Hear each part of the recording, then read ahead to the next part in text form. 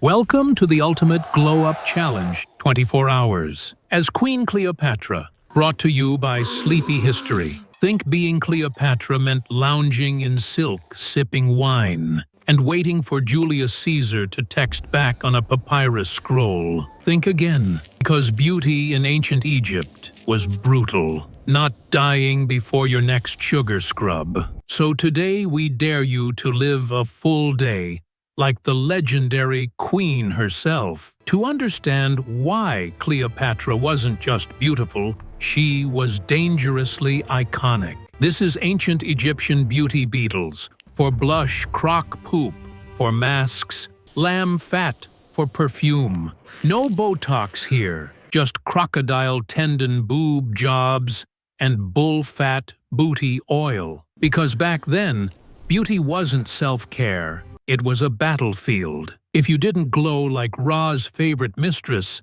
someone would bury you alive before dinner. Still think you've got what it takes. So buckle up, moisturize your soul, and hit play. Drop a comment. And who would you be? The queen, the servant, or the poor soul mixing beetle paste? Like, subscribe, and hug your moisturizer tight tonight. Sleep tight. History never does. 24 hours, as in Cleopatra 7, Cleopatra, Queen of the Nile, Goddess of Glam, is starting now. Good morning, Queenie. Or should I say, good curse-worthy, breath-like rotting tomb morning. The sun hasn't even dared to rise over the Nile yet. But guess what? You're already awake, lying on a linen sheet soaked in your own sweat, stuck to your royal mattress like a grilled tilapia on a hot rock. Why? Because beauty doesn't sleep in ancient Egypt. And if it does, it gets wrinkles. And if it gets wrinkles, it dies probably of shame or poisoning. So up you go, Cleopatra 7, Cleopatra, Queen of Kings, Pharaoh of Sass, and High Priestess of Horrible Hygiene. You've got a kingdom to rule and an entire skincare routine to survive. Let's start with that dazzling smile, shall we? Toothpaste, please.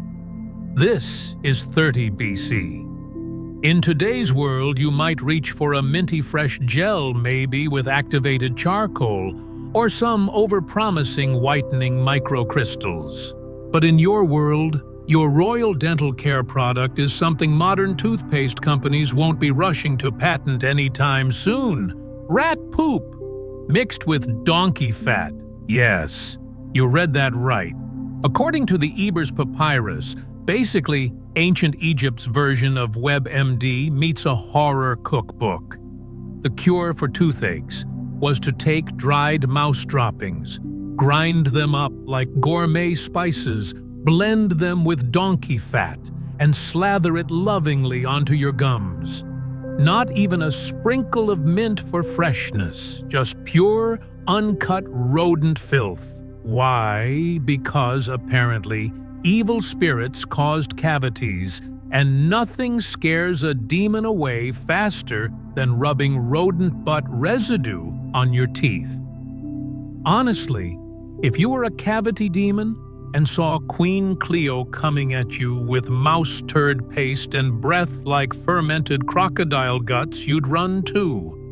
Rat paste. Now with 50% more parasites, minty freshness not included. Meanwhile, your royal servants are already busy preparing the rest of your glamour bombs. Jars of fermented hippo fat, a nice slab of crocodile dung, and a few crushed beetles for that natural glow. Because in ancient Egypt, beauty wasn't just pain. It was a full-time war against stink rot and microscopic organisms that would have unionized if given the chance. But hey, at least you're exfoliating, right? Let's be honest, modern folks complain when their $60 exfoliating scrub dries out their skin. But you? Queenie, you exfoliate with powdered oyster shells, burnt alabaster, and the occasional ground limestone. If it doesn't scratch the top 5 layers of your skin off, it's not doing its job. Back to the teeth. So you're standing there in your palace chamber, birds chirping, red vultures circling your morning breath strong enough to raise the dead literally, and you dip your finger into a bowl of what looks suspiciously like something scraped off a street in old Cairo. That's your toothpaste. You don't brush, you smear. You massage it into your gums with all the gentle care of someone rubbing Vicks on a camel. Your slaves watch in horror. Your breath melts bronze, and somewhere a rat giggles in satisfaction. People today freak out when they forget to floss. You, meanwhile, have to choose between bleeding gums or ghost possession. Let's face it, your Colgate would be considered a bioweapon by WHO standards. And what's that? You want mouthwash. Sweetheart, in ancient Egypt, mouthwash is warm beer that's been left out in the sun for 3 days, or goat urine if you're feeling spicy. So unless you want to start your day gargling pee, I suggest you just keep the rat paste going and pray to Thoth your teeth don't fall out before lunch. Why all this madness? Because beauty equals power. Being the Queen of Egypt isn't about wearing fancy gold or reclining dramatically on silk cushions while someone feeds you grapes. It's about weaponized beauty. You don't just look pretty, you look so good it kills. Your eyeliner is sharp enough to assassinate a rival diplomat. Your breath, though, that's a diplomatic incident waiting to happen. And God's forbid you don't follow the routine. Miss one step, and the priests start whispering. Is Cleopatra losing her glow? Next thing you know, there's a new queen in town, and you're accidentally mummified before brunch. Because in Egypt, being ugly isn't just embarrassing, it's treason. So you power through. You ignore the smell. You embrace the texture. You channel your inner goddess, even if your mouth feels like it just licked a sewer. Because this is what it means to rule. The ritual isn't over yet.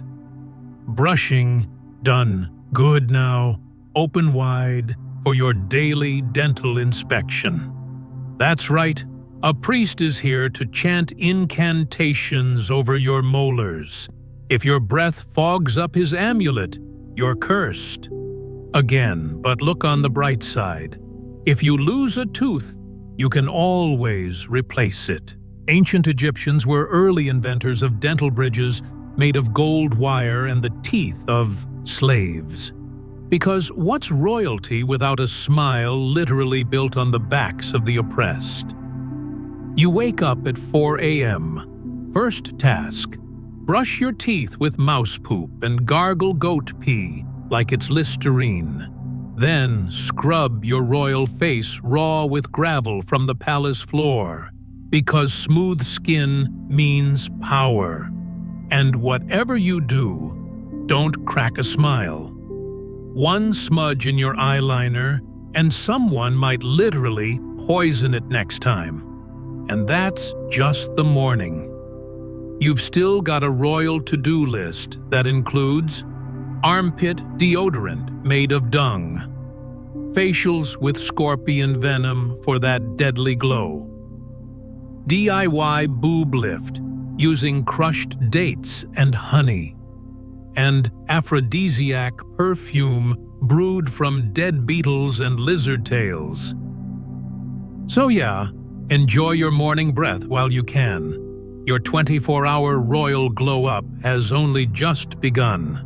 Your kingdom may stretch from Alexandria to Thebes, but your morning routine stretches longer, and it smells much, much worse.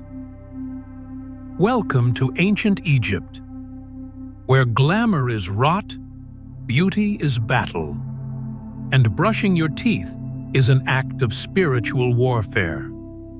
Now, smile for the gods, Your Highness.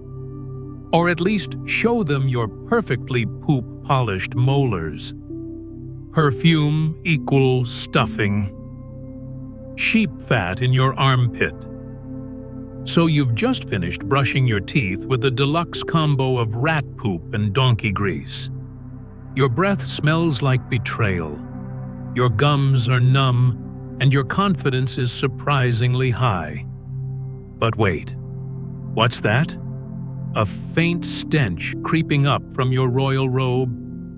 Oh no, my queen, you forgot the most crucial part of your ancient Egyptian morning routine, smelling like anything but yourself. See, this is ancient Egypt. A summer morning hits harder than your ex's lies, 45 degrees Celsius in the shade. And guess what? You're not allowed to sweat like a normal peasant. No, you're Cleopatra VII, last pharaoh of Egypt, certified baddie and walking deity. You can't show up to a temple ceremony smelling like you just fought a hippo. So what's the solution? Not perfume, not roll-on deodorant, and definitely not Axe body spray. Though honestly, sheep fat might still smell better. Welcome to the OG scent booster Shea Butter's deranged cousin. Here's how it works. You, or rather your servant/human perfume dispenser, takes a handful of rendered sheep fat, mixes it with crushed lotus petals, a bit of myrrh, and maybe some cedar oil if the Nile gods are feeling generous. Then get this, they roll it into a fat little ball and shove it directly into your armpit. Yep. That's it. That's the trick. You're now a literal meat diffuser. Just stand there. Let the 45-degree-C heat do its job. Slowly, silently, the fat melts into your skin, releasing the scent of sacred flowers, mixed with faint undertones of roasted lamb. By noon, you're marinated like a festive banquet dish.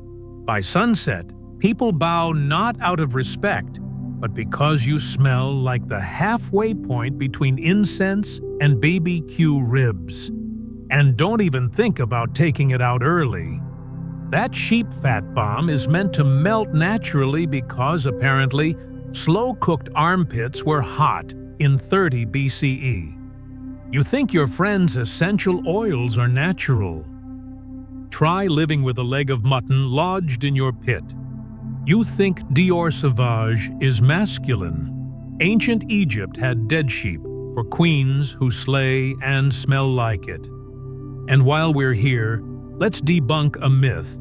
Cleopatra didn't walk around constantly dipped in rosewater like some Instagram goddess. She walked around oozing animal grease like a deep fryer on legs. But you know what? It worked. People said she was divine. Julius Caesar fell for her. Mark Antony lost an empire for her, all while she was leaking moku through her royal outfit. You're in a golden chariot, parading through the streets of Thebes. Sun blazing, makeup melting, sand everywhere. Your perfume slowly liquefying sheep essence. Your pits sizzling like ban trang nung. And your guards, pretending not to gag as the sacred fragrance drips down your torso like greasy, holy oil. You think this is extra cis. This is minimum standard in the ancient Egyptian baddie starter pack. Let's break it down. Why sheep fat? Because they didn't have spray bottles, or aerosols, or shame. Why your armpit? Because it's nature's oven. Why let it melt all day? Because time equal luxury, and more stink per square inch. Also, in case you're wondering, bathing was optional. Yes, optional, like flossing in college. They might rinse you with water every few days, but soap. Who is she? Instead, they just kept layering more sheep fat every morning. Like building a cake. A hot, sticky, sweaty cake. Even worse, that fat never really came off. It soaked into your linen clothes, your jewelry, your throne. Heck, probably even your soul. You weren't just wearing perfume, you became it. Like Beyoncé said, I don't just slay, I saute. And the best part? No one questioned this. No one blinked when a queen walked into a temple, glistening like rotisserie dinner. They whispered, "She's glowing," not realizing it was just melted sheep fat and second-degree burns. Historical records even say this was a sign of high status. Smelling like lamb chops, owl's elite. Smelling like nothing, eel's peasant. No wonder Cleopatra was considered irresistible. All those exotic oils. Nah, it was the mo. Always the mo. And don't forget the bugs. You thought this routine was gross. Try it in a room full of flies. Because nothing says divine femininity like swatting insects off your perfume ball every 5 seconds. Pure elegance. So next time you dab a little Chanel on your wrist and think, "Ooh, I smell rich," remember Cleopatra smelled richer and greasier. Because she didn't wear perfume, she cooked in it. Still want to be a queen? Welcome to the ancient Egyptian glow-up, powered by sheep and desperation. Coming up next, eye makeup that could kill a man. Literally. Crocodile poop body mask, because white skin means divine. So after brushing your teeth with fermented rat turd and letting sheep fat melt into your armpits, you'd think your ancient Egyptian royal spa day couldn't get any worse. But oh no, honey, we're just getting started.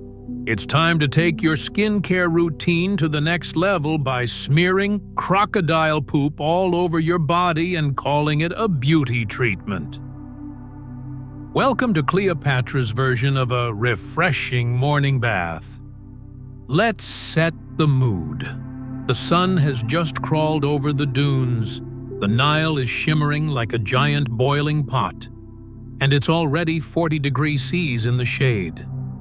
You, as the living goddess of Egypt, need to stay glowing. Not sweaty, not tan. Glowing. Why? Because in ancient Egypt, the lighter your skin, the closer you were to the gods. Tanned skin. That's for farmers, fishermen, and slaves, aka the peasants, who spend their day not being fabulous. So how does a queen like Cleopatra stay godly white? Well, there's this little homemade recipe passed down through generations of royalty. Step 1. Stroll down to the Nile, find some nice, thick, squishy river mud. The kind that smells faintly of dead fish and regret. Step 2. Wait for a crocodile to do its business nearby. If you're lucky, it'll be fresh. If not, dry poop works too. Step 3. Mix it all into a chunky paste and slather it across your naked royal body like it's a luxurious body wrap from a 5-star spa. Forget L'Oreal. This is L'Oreal Crocos. They called it whitening therapy. You might call it a biological hazard. The mud had natural minerals, sure, but it also had worms, bacteria, and about 50 reasons to call your dermatologist. Sadly, dermatologists won't be invented for another 3,000 years. So instead, you just pray to the gods that the tickling under your skin isn't a parasite nesting for the winter. Still, Cleopatra swore by it. Every morning, she'd recline on a fancy golden lounger, letting the Nile breeze blow gently across her crocodile-covered arms. Servants would fan her, and scribes would pretend not to gag, as the queen detoxed her aura. It exfoliates the soul, she once probably said, while a scorpion crawled over her knee. Now, let's be fair, this beauty hack did have some effects. The abrasive texture of dried Nile mud helped scrub off dead skin cells. The minerals added a bit of shine. And if the parasites didn't kill you, you ended up looking kinda pale-ish. A little green around the edges, but hey, that's still closer to divine than the poor folks roasting in the fields. And it wasn't just Cleopatra. Other elite women did it too. Some added donkey milk or honey to make the paste smell a little less like a reptile crime scene. Others added crushed beetles for natural color correction.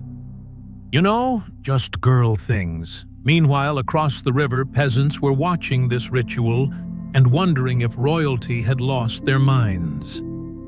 Imagine working 16 hours in the sun and watching your queen rub poop on her skin and call it luxury.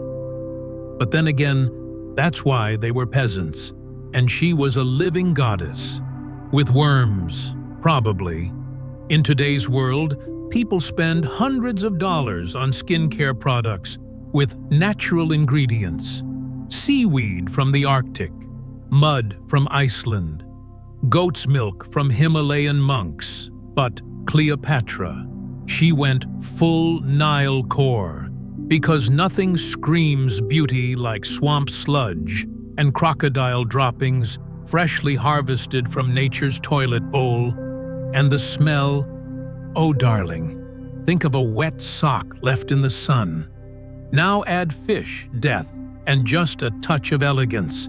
That's what ancient Egypt called divine aroma. It didn't just stay on your skin, it haunted your soul. The kind of scent that made people bow not out of respect but out of fear you might pass too close. But hey, beauty is pain. And if that means smelling like an amphibian's colon just to look ethereal, then so be it. Besides, the longer you sat still with the poop pack on, the more people thought you were meditating or connecting with the gods. Win-win. Sometimes the body mask would crack and peel off in flakes like a cursed mummy unraveling. That's when Cleopatra would rise, hair blowing in the wind, skin slightly glowing, or maybe just irritated, and declare, "I am reborn." Meanwhile, her attendants were reborn into trauma. Modern skincare influencers could never. They cry over one pimple or a patch of dry skin. Cleopatra had literal living things crawling in her facial treatment and still looked the camera, well her mirror in the eye, like slay. Of course, she didn't do any of the mixing herself.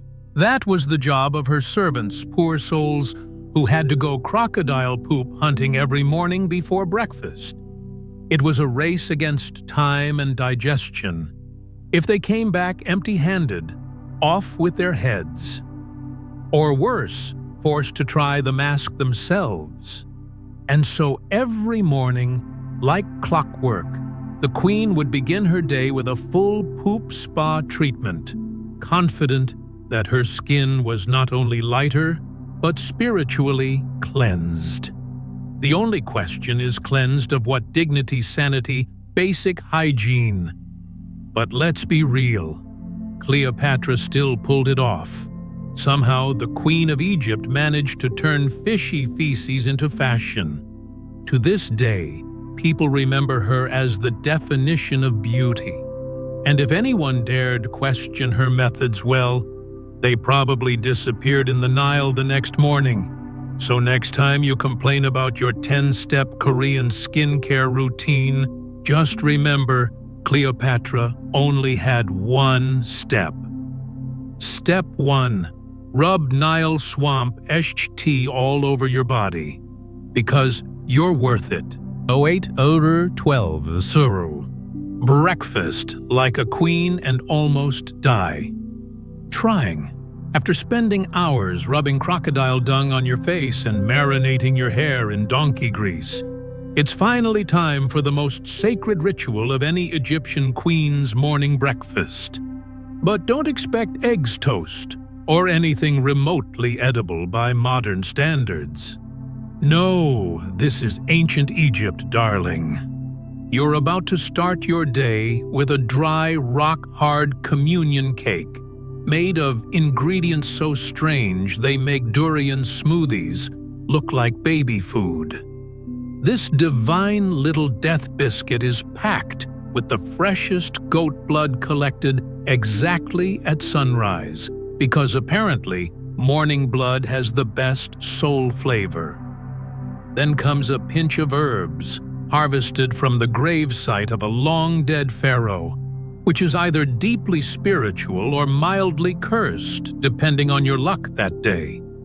To top it off, they mix in a few sacred drops of tiger bone oil and a strand or two of lion hair for courage, obviously, and maybe digestion, though mostly diarrhea. Queens believed this magical breakfast could help them connect with the gods. In reality, it mostly helped them connect with violent hallucinations, surprise vomiting, and frequent bathroom prayers. But hey, who needs coffee when you've got a gut full of raw blood and dead herbs?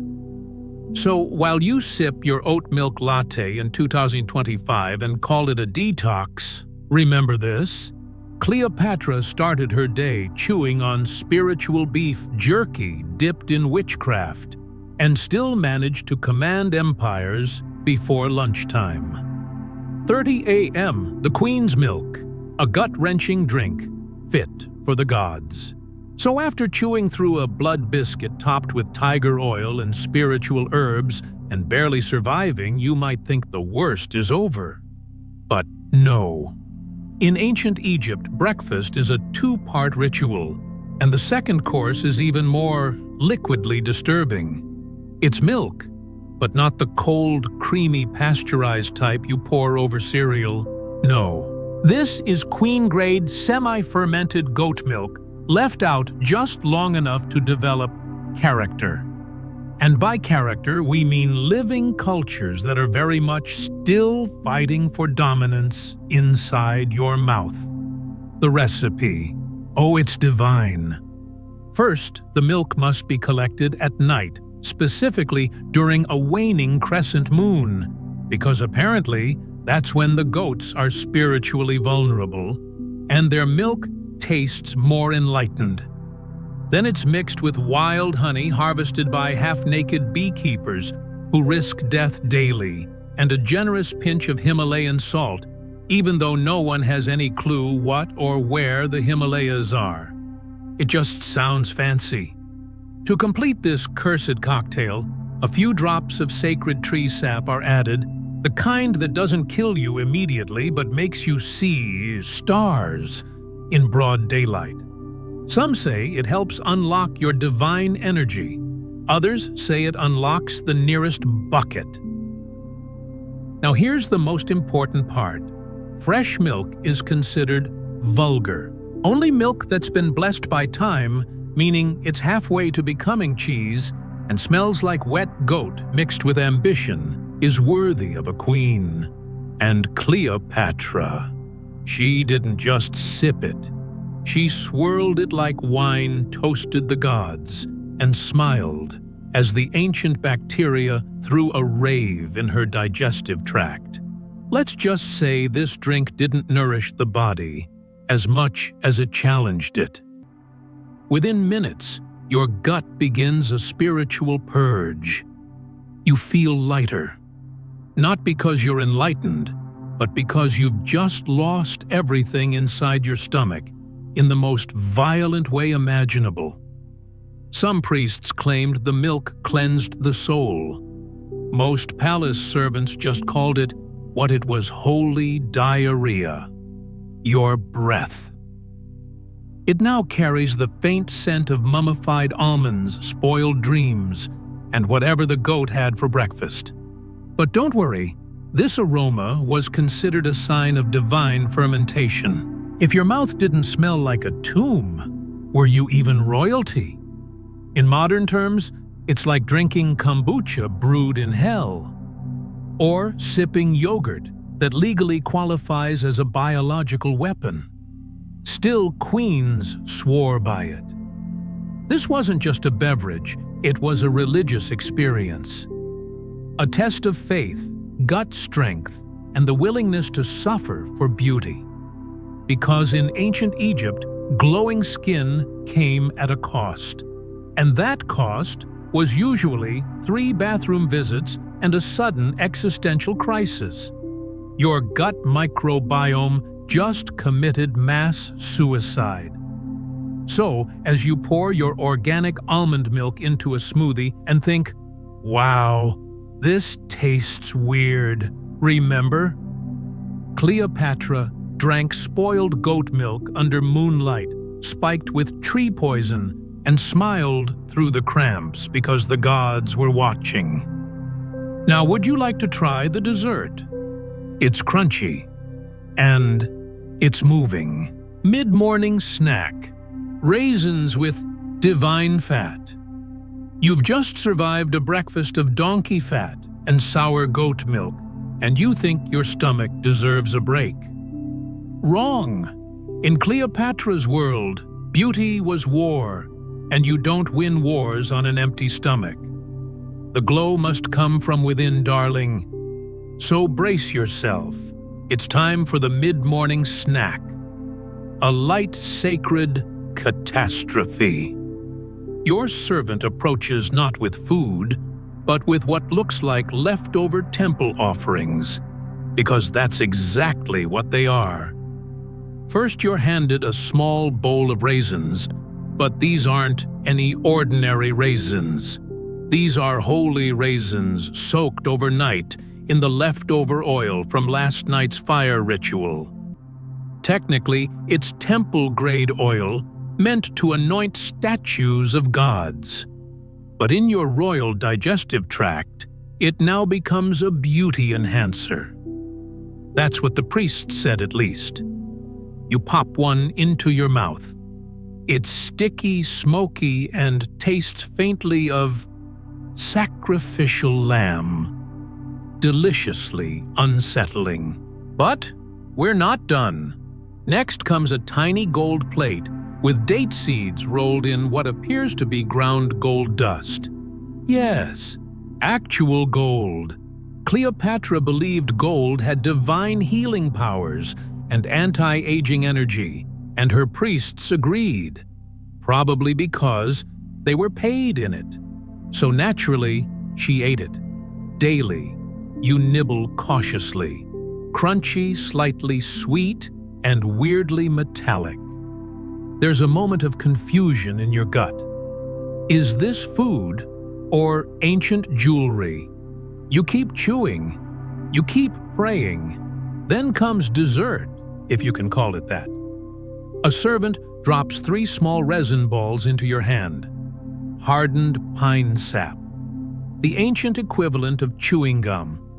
Except it smells like a temple on fire and tastes like beeswax mixed with floor polish.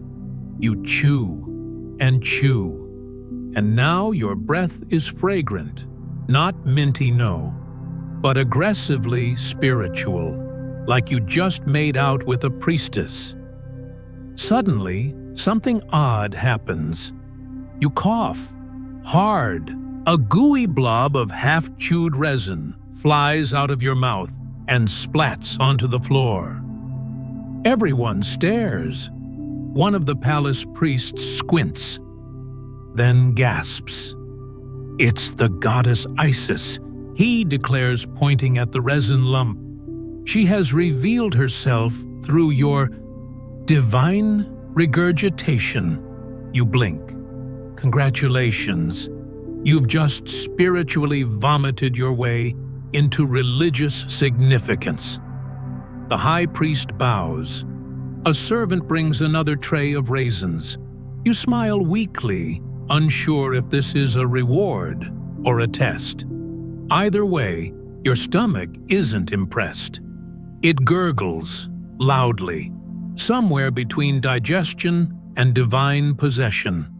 But Cleopatra, ever radiant, ever composed, sits across from you, chewing calmly on her gold-dusted seeds, like it's the most normal thing in the world. Because, to her, it is. After all, in ancient Egypt, beauty wasn't about comfort. It was about sacrifice, ritual, control. Even your snack had to prove something. You sit upright, chin high, eyes watering. You've eaten candle resin. You've consumed gold. Your mouth smells like a sacred altar. And if you throw up again, maybe Ra himself will appear in the vomit. You don't know whether to feel glamorous or exorcised.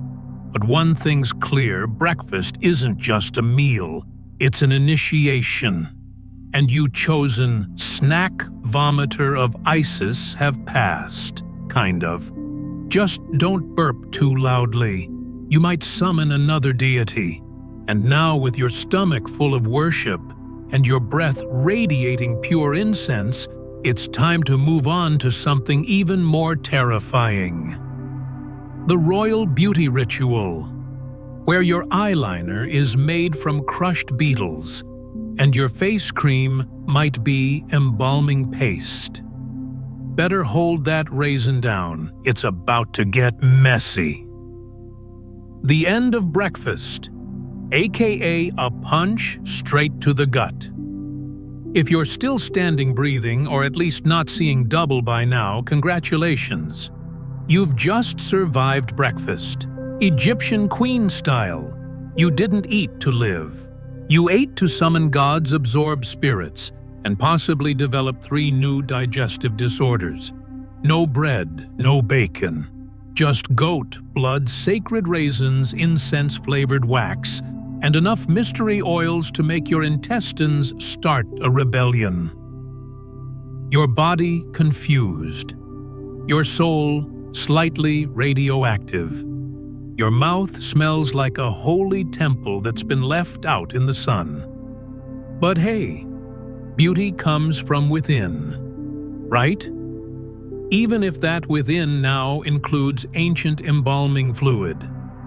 And now that your stomach has been spiritually uppercut by the gods, it's time for phase 2 of the queenly glow up. Because noon is coming. And noon means beauty. Not the kind with sheet masks and lip gloss. No, this is the ancient Egyptian version. We're talking full-body hair removal, with a paste that burns like divine judgment. Eyeliner made from ground-up lead. Lip color, courtesy of beetles who died for fashion. You thought breakfast was intense. Honey, that was just the pregame. Brace yourself. The sun's at its peak. The glamour is about to get fatal. Welcome to the peak of beauty and madness. Waxing equal honey plus hot stones plus ground cow bones. Have you ever had a wax at a modern spa? You know scented candles, lo-fi music, some awkward small talk, while your leg hair is being ripped out like ancient weeds. Painful, yes, but manageable. You get a complimentary herbal tea and maybe a free sample of moisturizer. Life goes on. Now, forget all that. Because in ancient Egypt, waxing wasn't a beauty routine. It was a full-blown ritual of fire and suffering, supervised by women with zero mercy and absolutely no chill. It all begins in a royal chamber that smells like roasted goat old incense and melted honey. There's no bed, just a stone table that's still warm from the last unlucky girl who screamed her ovaries into the next life. You lie down trying to pretend you're not regretting every past life decision that led you here. And then she enters, the beautician. Her face is calm, too calm. The kind of calm only someone with years of practice burning pubic hair off royalty could achieve. She doesn't speak much, just points to a ceramic bowl sitting on a nearby brazier. Whatever's inside is bubbling. You glance inside and your soul nearly exits your body. It's a thick, sticky mix of honey, yes, honey, but this is no ordinary grocery store sweetness. This honey has been boiled until it reaches the temperature of Ra's left testicle and blended with ground-up cow bones for cleansing purposes. The result looks like cursed caramel and smells like animal sacrifice. But we're not done. The secret weapon? Hot stones. Not warm, not toasty. Lava hot. They're pulled from the fire and dropped into the honey bone goo until the whole bowl looks like something Satan might use for skincare. The beautician smiles. You stop breathing.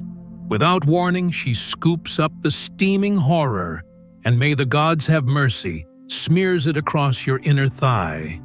There's no countdown. No gentle, this might sting a little. Just liquid death being applied directly to your skin, while you clench every muscle in your body and mentally prepare your will. As the mixture begins to harden, your skin feels like it's trying to detach from your soul. You think of your ancestors. You cry for your mother. You wonder if Cleopatra ever screamed during this part, or if she just casually read papyrus scrolls while her armpits were being flambéed. Then, R.I.P., she yanks.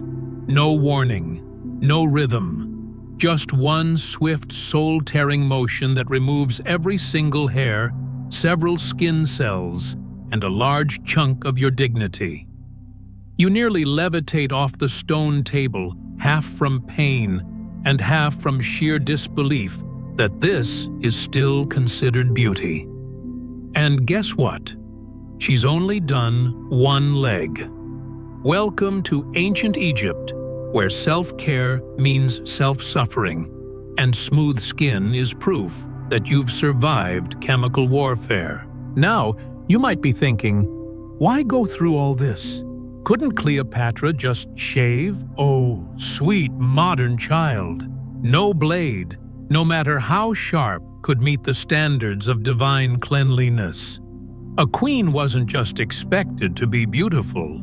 She had to be flawless, immaculate, and hairless from scalp to toe. Any stray strand was seen as a cosmic insult. Cleopatra wasn't just the queen of Egypt.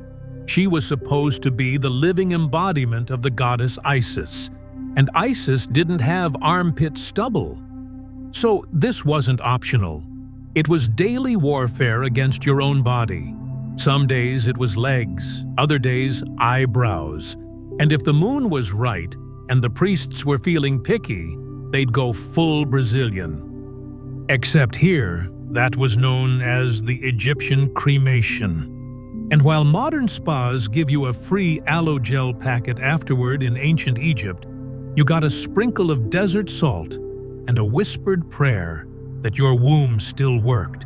Because yes, rumor had it that one wrong move during the wax could leave you sterile, especially when hot stones were involved. It was a 2-for-1 deal: lose your hair and possibly your reproductive organs. But hey, at least your thighs were glowing. One slave girl famously described the experience as feeling my soul escape through my skin pores. Another just screamed, passed out, and woke up hairless and traumatized but still technically royal. And the men, oh, don't even ask. Pharaohs didn't escape this either. Ever seen an ancient statue of a king with chest hair? No, exactly. Everyone in the palace had to be smooth slippery and suspiciously shiny. Even the high priests got the treatment, though theirs involved beeswax and silent tears. Still, some queens took pride in their resilience. Cleopatra reportedly once did her full-body wax during a political meeting while dictating military strategy. Power move, absolutely. Psychological warfare, even more so. It's hard to argue with someone who just peeled their bikini line while planning your invasion. And let's not forget the smell. After a full session, you didn't smell like lavender or eucalyptus. You smelled like burnt sugar, old meat, and mild trauma. Your skin glistened, your pores wept, and your expression said, "I've seen things." Yet despite all this, the beauty standards only got stricter, because hair meant impurity. Hair meant mortality. Hair meant you were human. And a queen couldn't just be human. She had to be a living sculpture untouched by flaws, time, or follicles. So day after day the honey was boiled, the stones were heated, and the screams echoed through palace walls like a spa-themed horror movie. Honestly, after the waxing session, being bitten by a sacred cobra sounded like a relaxing alternative. And if you're wondering what came next after all this, a nice nap, a cool bath. You still had 4 more hours of beauty treatments, including eyeliner made from crushed beetles and perfume made from fermented animal fat. Because nothing says seduction like smelling like a dying goat with style. So next time you're at a modern salon, sipping your cucumber water and flinching at a bikini wax, remember this: Cleopatra walked so your esthetician could wax. And if anyone dares say ancient beauty was natural, feel free to hand them a bowl of hot honey, a burning stone, and a cow femur, and tell them, "Good luck, goddess." Ancient contraception equals stuffing baby crocodiles into your you-know. And just when you thought your day couldn't get any hotter or more humiliating, here comes the next ritual in your glorious beauty regime: ancient Egyptian birth control. Yes, queen. Because nothing screams royalty like shoving dried animals up your sacred temple. You see, after your morning BBQ wax that turned your nether regions into something between a war zone and a toasted papyrus scroll, you'd think the palace might give you a break. Maybe a nap. Maybe some aloe vera. Nope. Now it's time to prevent royal accidents. Let's talk about Cleopatra's contraceptive method. Because condoms weren't invented, yet birth control pills were still a few millennia away, and abstinence. Please. You're a queen, not a monk. Instead, ancient Egyptian women relied on the ultimate cocktail of terrible decisions and unholy creativity. Enter the crocodile tampon. Not a joke. Picture this: the desiccated remains of a baby crocodile. Yes, the whole thing carefully dried in the desert sun until it's crispy like an overcooked fish stick. Then mixed with mud honey and wait for it, camel dung. Why camel dung? Because in ancient Egypt, if something smelled like death and burned like a curse, that meant it was probably good for your fertility, or at least good at scaring the sperm away. Your royal assistant enters the chamber with a clay bowl and the world's straightest face. You peek in. Big mistake. Inside lies what looks like a cursed dessert, part animal sacrifice, part sandbox project from hell. You whisper, horrified, "What is this?" She answers calmly, "Contraceptio Divina, a sacred blend of Anubis, the Nile, and the digestive offerings of the desert." Translation: God poop plus baby crocodile equals no babies. And this unholy meatball isn't swallowed or rubbed anywhere sensible. Nope. You insert it, like you're mailing a cursed letter to the underworld. Where's the gynecologist, temple priest? Same guy as the royal embalmer. You want a checkup or a pre-funeral embalming. You try to reason. Is this safe? She responds with a shrug and ancient wisdom. If it burns, the gods are watching. If it bleeds, they approve. Honestly, you'd rather take your chances with the baby. Egyptians believed that animal waste had magical sealing powers, as if stuffing something gross up there would somehow lock your womb like a mummy's tomb. It wasn't just crocodiles either. Recipes included honeyed lint, acacia bark, fermented dates, and other things you'd expect from a toddler's mud pie experiment. Modern science later found that acacia gum has mild spermicidal properties, but everything else, medical nightmare. This crocodile tampon likely did more to cause infections than prevent babies. Imagine asking your doctor, "How do I not get pregnant?" And the answer is, well, first we find a reptile and kill it. But Cleopatra wasn't the only queen who took birth control this seriously. Royal women weren't just trying to avoid babies, they were trying to avoid the wrong babies. Getting pregnant by a low-ranking noble scandal. Getting pregnant at the wrong moon phase. Disaster. Getting pregnant because your eyeliner smudged and someone read it as a fertility omen. Treason. So stuffing a bit of taxidermy into your sacred canal. Perfectly reasonable. You sit back down on your carved golden chair legs, awkwardly apart, praying this crocodile tampon doesn't come to life, like some demonic ancient curse. Your thighs are still sticky from the honey wax. Your royal parts are redder than a sacrificial altar, and now they're full of literal reptilian remains and desert turds. But hey, no baby. At least that's the hope. You know what? Maybe being single forever isn't so bad. Maybe I'll just adopt. Maybe I'll become one of those temple virgins who only drinks lotus tea and chants about star patterns. Maybe OW is this thing moving modern birth control may cause mild nausea. Egyptian birth control may summon Sobek, god of the Nile, into your uterus. Your lady-in-waiting claps politely. All done, Your Majesty. You're now fully sealed. You nod, trying not to cry or sneeze. Because if that croco ball launches out at the wrong time, it might break a vase. Or a nose. And here's the best part. You have to do this every time. Yep. Ancient Egyptians didn't believe in one-time solutions. This wasn't IUDs or implants. No, this was daily crocodile stuffing. Wake up, wax your everything. Rub scented oils, shove in dried reptiles, repeat.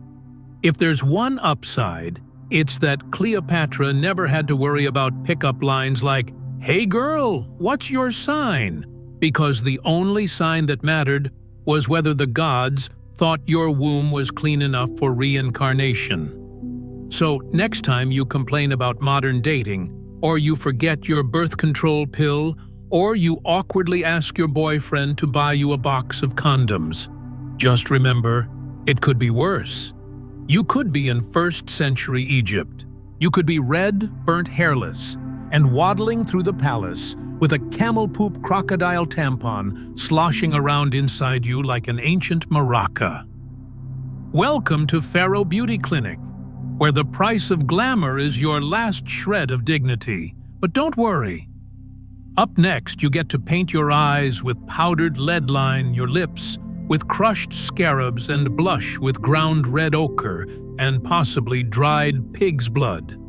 All for beauty, all for power, all for the Nile.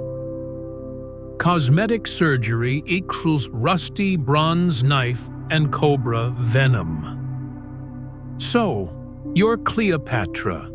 You've got power, money, and empire stretching from the deserts of Giza to the gossip circles of Rome.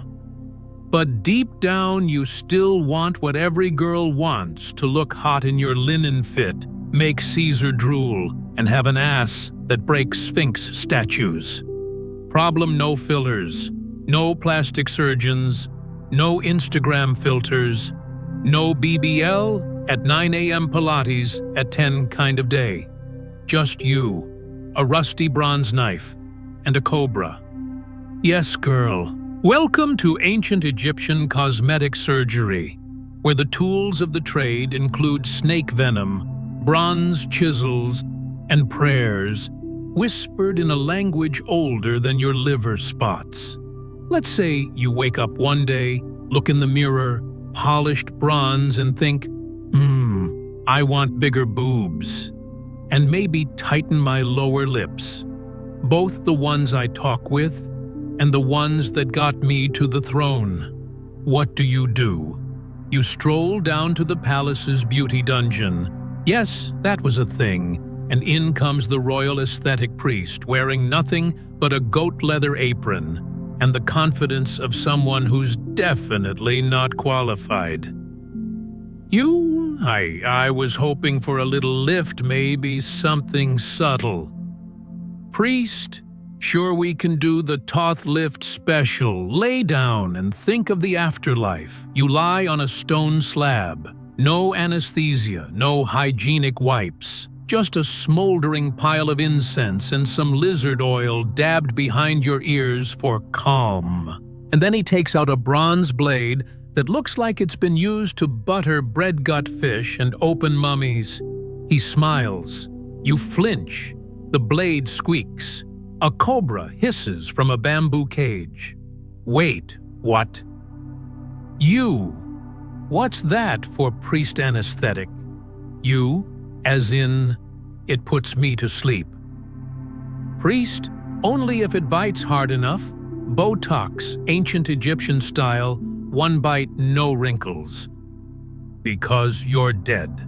Modern Botox, smooth skin. Ancient Botox, smooth funeral.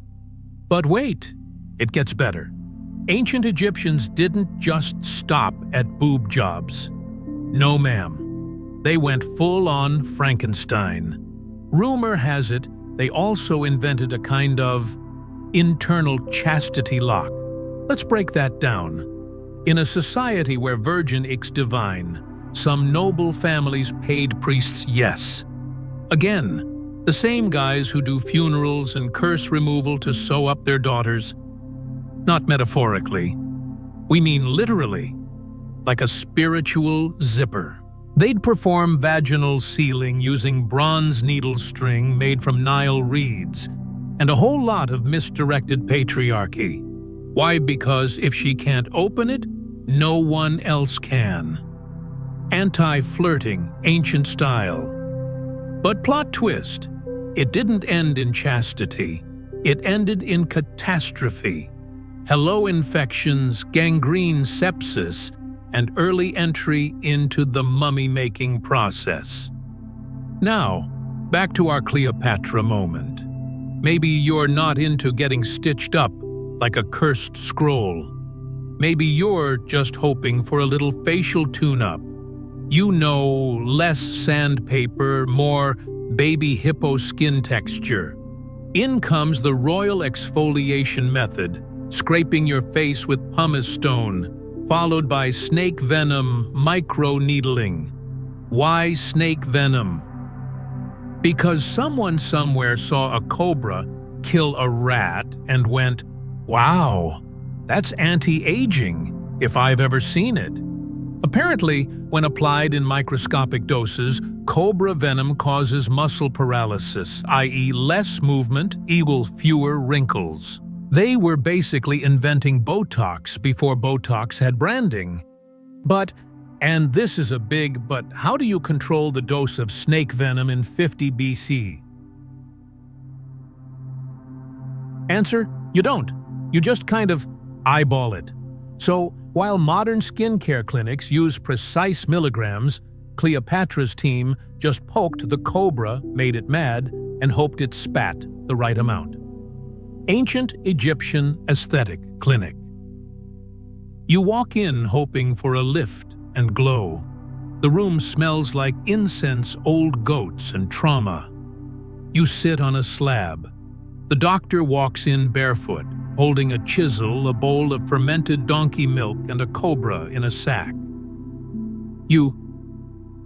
Hi, where's the surgeon priest? I am him. And where's the anesthesia priest? Shaking sack, right here. That's a snake. Priest. Exactly.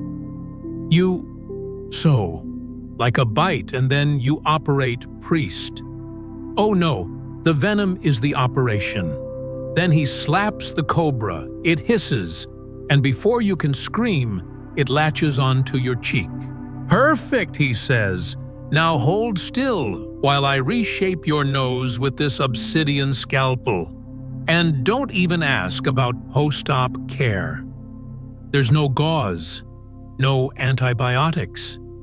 Just some honey slathered over the wounds, which to be fair did have antibacterial properties, and some priest chanting next to you with a bird skull on a stick. Recovery. If you survived the venom, the blood loss, and the dirty blade, you got your new look. If not, they embalmed you and wrote on your tomb, "Died for beauty." Slay Queen. Ancient Egyptian surgical records exist. The Edwin Smith Papyrus, circa 1600 BC, shows detailed knowledge of bone setting and stitching, but cosmetic surgery. That was usually underground, reserved for royalty dancers or elite priestesses, often done with zero training, maximum improvisation, and spiritual justification. And when it went wrong, the priest blamed the gods. My face is rotting, priest. Must be because you didn't sacrifice a goat last month. In short, Cleopatra and her girlies were the OGs of extreme makeovers. No safety, no consent forms, no Brazilian butt lift TikTok vlogs. Just vibes, venom, and a dream. So next time you complain that your nose job recovery took 2 weeks, remember? In ancient Egypt, it took 1 bite, 1 blade, and 1 good funeral. Anti-aging equal applying a placenta mask. You're still shaking after your, let's call it, boob enhancement, even though it was more of a boob gamble. You're holding your chest not because it's lifted, but because it might be bleeding. The room still smells like hot snake venom and expired bronze. You're trying to steady your breath as you limp out of the operating tent like a drunken flamingo with Cleopatra herself clapping enthusiastically. Fabulous, darling, you're almost symmetrical now. Almost. You think the horror is over, that the worst is behind you, that maybe now you'll get to soak in a milk bath, relax with some lotus oil, or at least be left alone to reconsider every decision that led you to this moment. But, oh no, you've just finished reshaping your body with a rusted blade and a cobra kiss. Naturally, the next step in this self-care journey is youth. Eternal youth.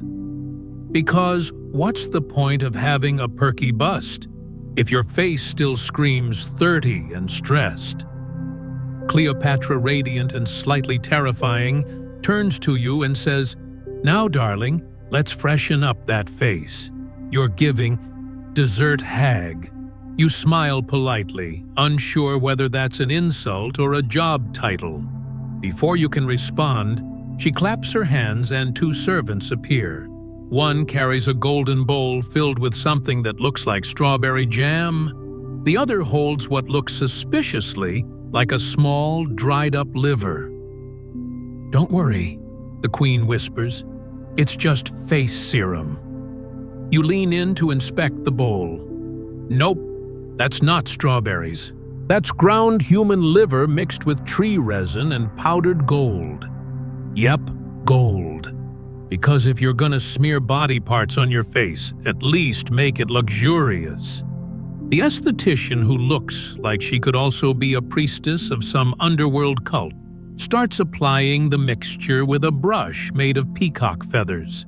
It's cooling, smooth, a little sticky, and smells like roasted beef left out in the sun for 3 days. Your skin tingles. Is it working? Is it magic? Cleopatra beams. This, she says dramatically, is the secret to my glow. You want to ask glow, or glow in the dark, from radiation poisoning, but you wisely keep your mouth shut. Apparently, the ancient Egyptians believed the liver was the home of all life energy. Eat it, drink it, rub it on your face, whatever it takes to absorb that vitality. And the younger the donor, the better. Ideally, someone who hasn't hit puberty yet. You know, fresh, like farm to table, but human. You ask? So, this was a volunteer? The room goes silent. A fly buzzes by. Cleopatra blinks. Yes, she says, they volunteered by committing treason. Very generous of them. You nod slowly, deciding not to press further. The liver is apparently mashed together with resin from the frankincense tree, which was believed to trap youth. And then comes the pièce de résistance crushed gold powder, because even your wrinkles deserve a little bling. They believed gold had divine properties, immortality, eternal life, Instagram filter skin. It's like Fenty Beauty meets dark magic. But don't worry, this isn't the kind of anti-aging treatment you need to apply every day. No, one treatment is enough to have you looking younger forever, because you either get the glow or you die from a massive infection and become part of the next serum batch. The irony writes itself. As the mask begins to dry and flake off like ancient clay, you wonder, did this actually work? Is your skin rejuvenated? Did your pores tighten? You look into a polished copper mirror. The lighting is bad, but you think maybe your cheekbones look sharper. Or maybe it's just the swelling from mild liver poisoning. Your skin is glowing, but in a just got slapped by a mummy kind of way. You ask if there's anything safer. Maybe a plant-based option. Cleopatra laughs. Of course. We also use papyrus sap. Very organic. Very gentle. You breathe a sigh of relief. Then she adds, but we only use it to soothe the skin after we exfoliate it with pumice stones and sandpaper made from shark skin. Never mind. You're offered wine, which you accept, until you find out it's spiked with opium, honey, and a dash of embalming fluid for preservation. Cleopatra raises her cup in a toast to beauty that lasts beyond death. You clink cups, because what else are you going to do? Say no. As the liver mask is scraped off your face with a fishbone spatula, Cleopatra turns and gestures toward a statue in the corner. It's a beautiful marble figure, serene and youthful. She died at 16, Cleopatra says. But look at that skin. You blink. So radiant, the queen adds. You blink again. So eternal. Okay, you're starting to understand now. Beauty here isn't about staying alive. It's about looking good enough that when you inevitably die from your treatments, at least your corpse is snatched. In fact, Cleopatra casually mentions that some nobles, especially women, requested to be embalmed while still alive, so their skin would stay tight in death. Like a forever facelift. Peak ancient Egyptian commitment. The rest of the afternoon is spent lying on a jade slab, letting your pores absorb the essence of vitality, which is just a poetic way of saying soaking in a stew of mashed guts and glitter. You try to relax, maybe nap, but the smell keeps waking you up. It's like being buried in a butcher's shop. Later, Cleopatra offers you a complimentary soul cleanse. You're relieved. That sounds spiritual, peaceful, safe. It's not. A priestess arrives carrying a tiny bronze spoon, a dried scorpion tail, and a bowl of crushed scarab beetles. You ask, "Is this a face mask?" "No," she replies. "It's a spiritual enema." You pretend to faint. Honestly, that's probably your smartest move all day. As night falls over Thebes, you crawl back to your golden bed. You've been stabbed, smeared, scrubbed, and spiritually violated. But Cleopatra is ecstatic. "You'll thank me in the afterlife," she says, sipping something green and suspicious. "Or at least your mummy will." You look in the mirror one last time. Your face is red, your eyes are puffy, and there's a bit of liver still stuck in your eyebrow. But your skin, smooth, shiny, slightly radioactive. You may not live long, but damn it, you'll be beautiful in your sarcophagus. Whitening skin, eels bleaching with lead water, plus powder from bones. But what's a wrinkle-free face if it's still 2 shades darker than your papyrus bed sheets? Right? See, in ancient Egypt, pale skin wasn't just a beauty preference, it was a status symbol. Being tan meant you worked under the sun, probably hauling bricks for the pyramids or chasing runaway goats. Pale. That meant you were important, or at least indoors. So while you're here, rubbing mashed liver and gold on your cheeks, Queen Cleopatra has already moved on to phase 2 of her divine glow-up, bleaching her face like a cursed linen. Yes, skin-whitening ancient Egyptian edition. Not with rice water, not with sunscreen, but with lead water and bone dust. You read that right. Forget all your modern SPF 50s vitamin C serums or Korean snail goo. Cleopatra's skincare cocktail involved lead carbonate dissolved in water, a chemical concoction that even modern hazmat teams would hesitate to handle. She'd mix this luminous white poison with finely ground animal bones, sometimes even human ones, because why not double down on the curse and spread it over her face like the most luxurious death mask in history?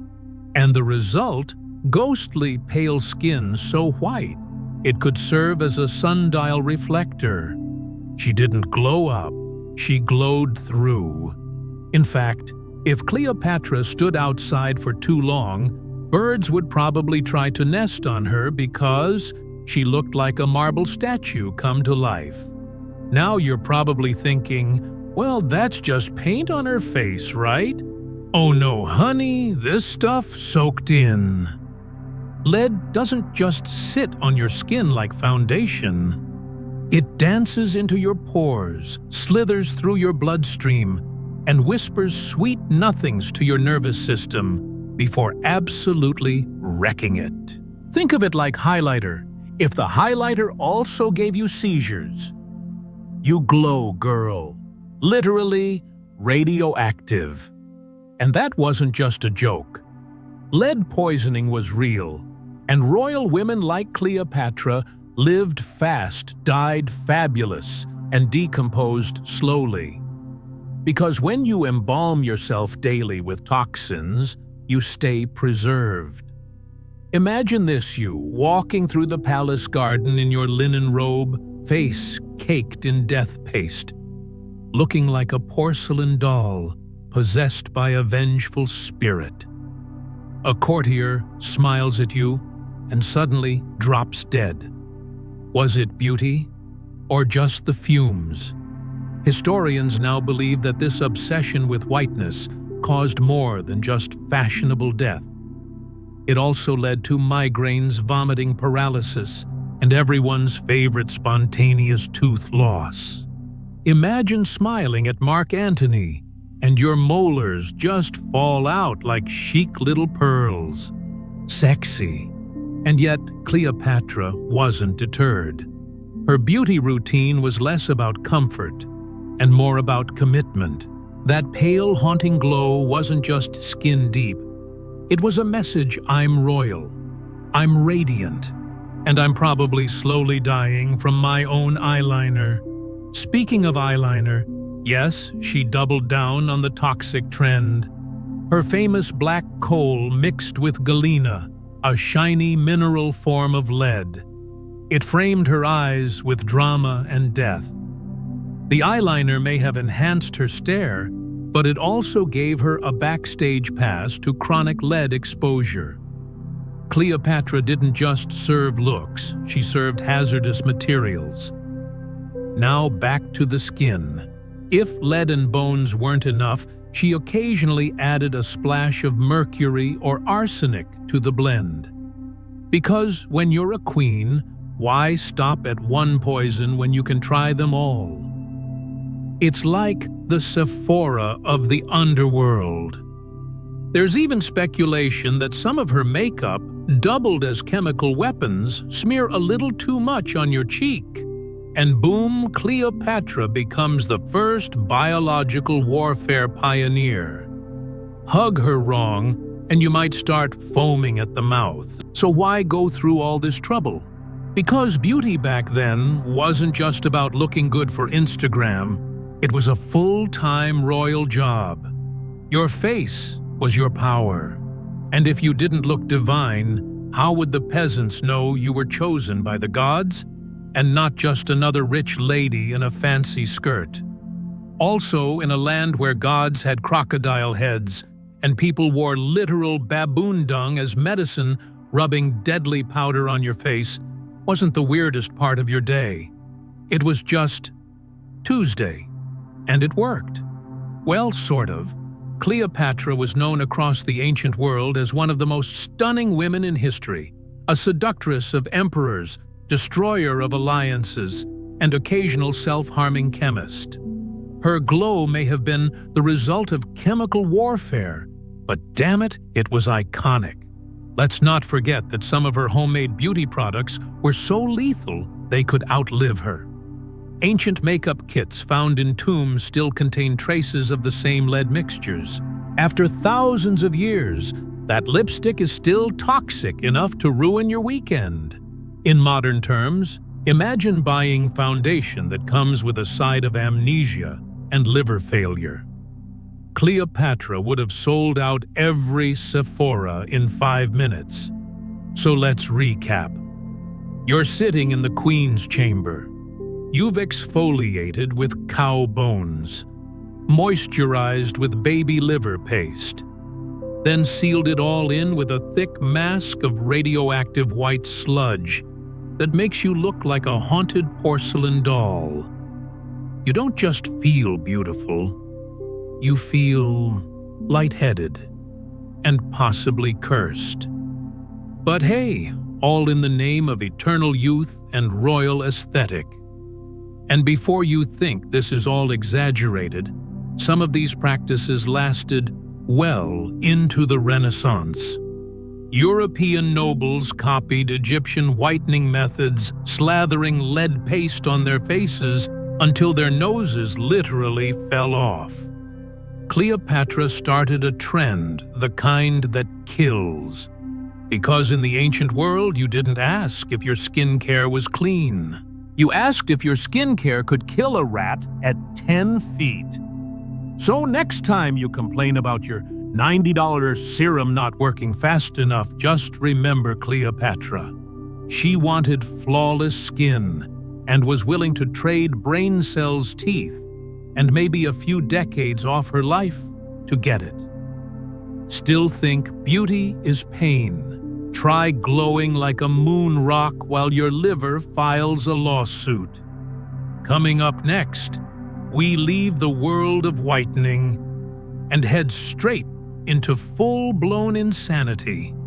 Because what's more glamorous than beauty surgery, performed with rusty knives and venomous snakes?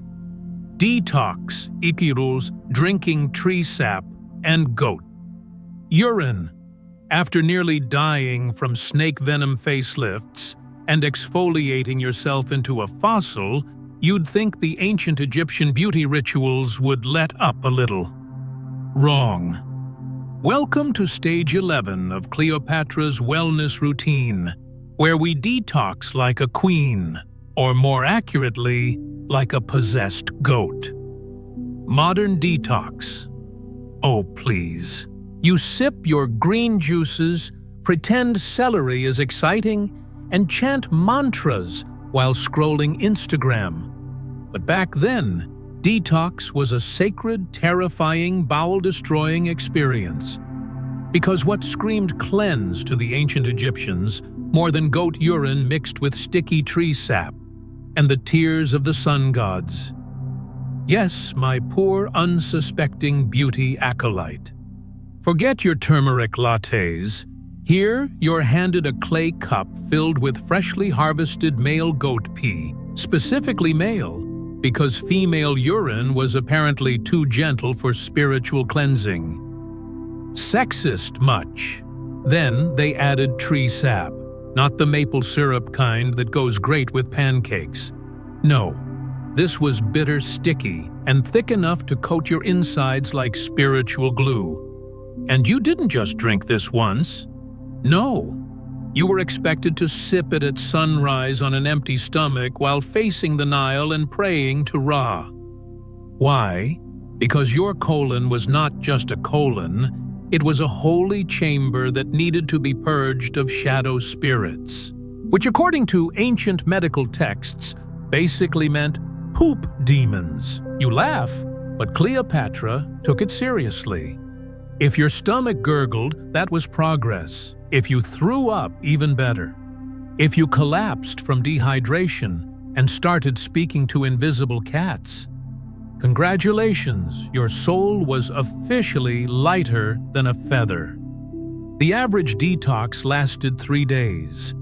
By the second, your body would be crying, your intestines would file for divorce, and your soul would start ascending out of sheer desperation.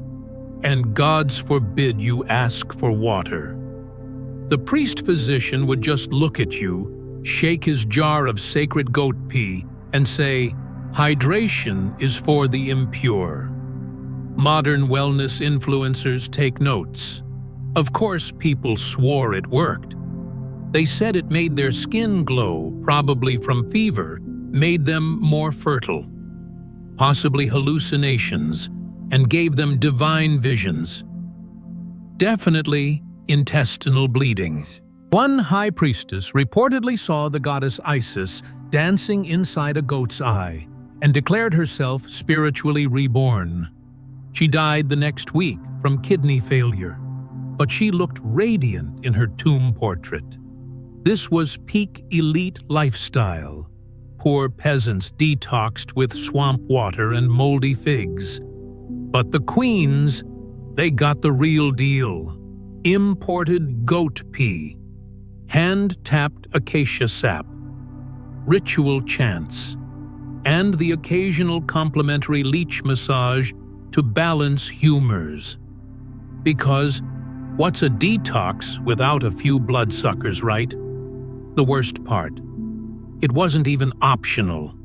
If you refused the drink, they'd accuse you of harboring internal demons, or worse, being possessed by a jealous spirit from Nubia. Suddenly, it wasn't just a cleanse. It was a political act of loyalty to the gods, the kingdom, and your own beauty brand. Refuse the ritual, and boom, you're on a raft to exile or worse, volunteering as the next test subject for a crocodile-based skin peel. But let's not be too harsh. In their twisted, beetle-worshipping way, the Egyptians really believed in this stuff. To them, The body was a temple, a leaking, bile-filled, parasite-ridden temple, but still a temple. So naturally, the best way to maintain divine harmony was to torture that temple into temporary enlightenment via goat pee and syrup. And let's not forget the meme-worthy side of this madness. Imagine Cleopatra herself sitting on a golden stool, hair-braided eyeliner on point, raising her detox chalice and whispering, "To health, to purity, to screaming diarrhea." She downs it in one gulp, like it's champagne, then calmly instructs her servants to ready the vomit jar. Did it work? Well, define work. If your goal is to flush out everything you've ever eaten since birth, see your ancestors in a fever dream, and end up hugging a clay toilet while hallucinating ancient curses, then yes, it worked beautifully. If your goal is to survive past 35 with a functioning liver, maybe not so much. Still, there's a strange beauty in their madness. Because while we sip our organic teas and debate oat milk versus almond milk, Cleopatra was out there chugging goat urine like a warrior. She believed in cleansing the soul through total suffering. Pain was purity. Discomfort was sacred. And if you lived through it, you didn't just look clean, you were divinely cleansed. So next time you're on a juice fast and tempted to complain, just remember somewhere out there, 3,000 years ago, a queen was dry heaving under the Egyptian sun after drinking fermented goat pee and calling it a spa day. Now that's commitment. So, still dreaming of being Cleopatra? Still think waking up to snake venom injections and lava waxing is the royal life I deserve? Because after watching all that, after watching our poor queen get her bikini line scorched off with boiling honey and beef bone paste, you're still here. Respect. Let me ask you something real quick. Would you trade your shampoo for fermented cow pee if it meant glowing skin? Would you replace your body lotion with sheep brain oil for a softer touch? Would you let a half-blind old priest stitch your royal garden shut because someone said virgins are cuter? No. Then why are you still watching, huh? Oh, I get it. You're still hoping for that perfect ancient Egyptian boob hack, aren't you? You heard the rumors. Cleopatra had perfect curves.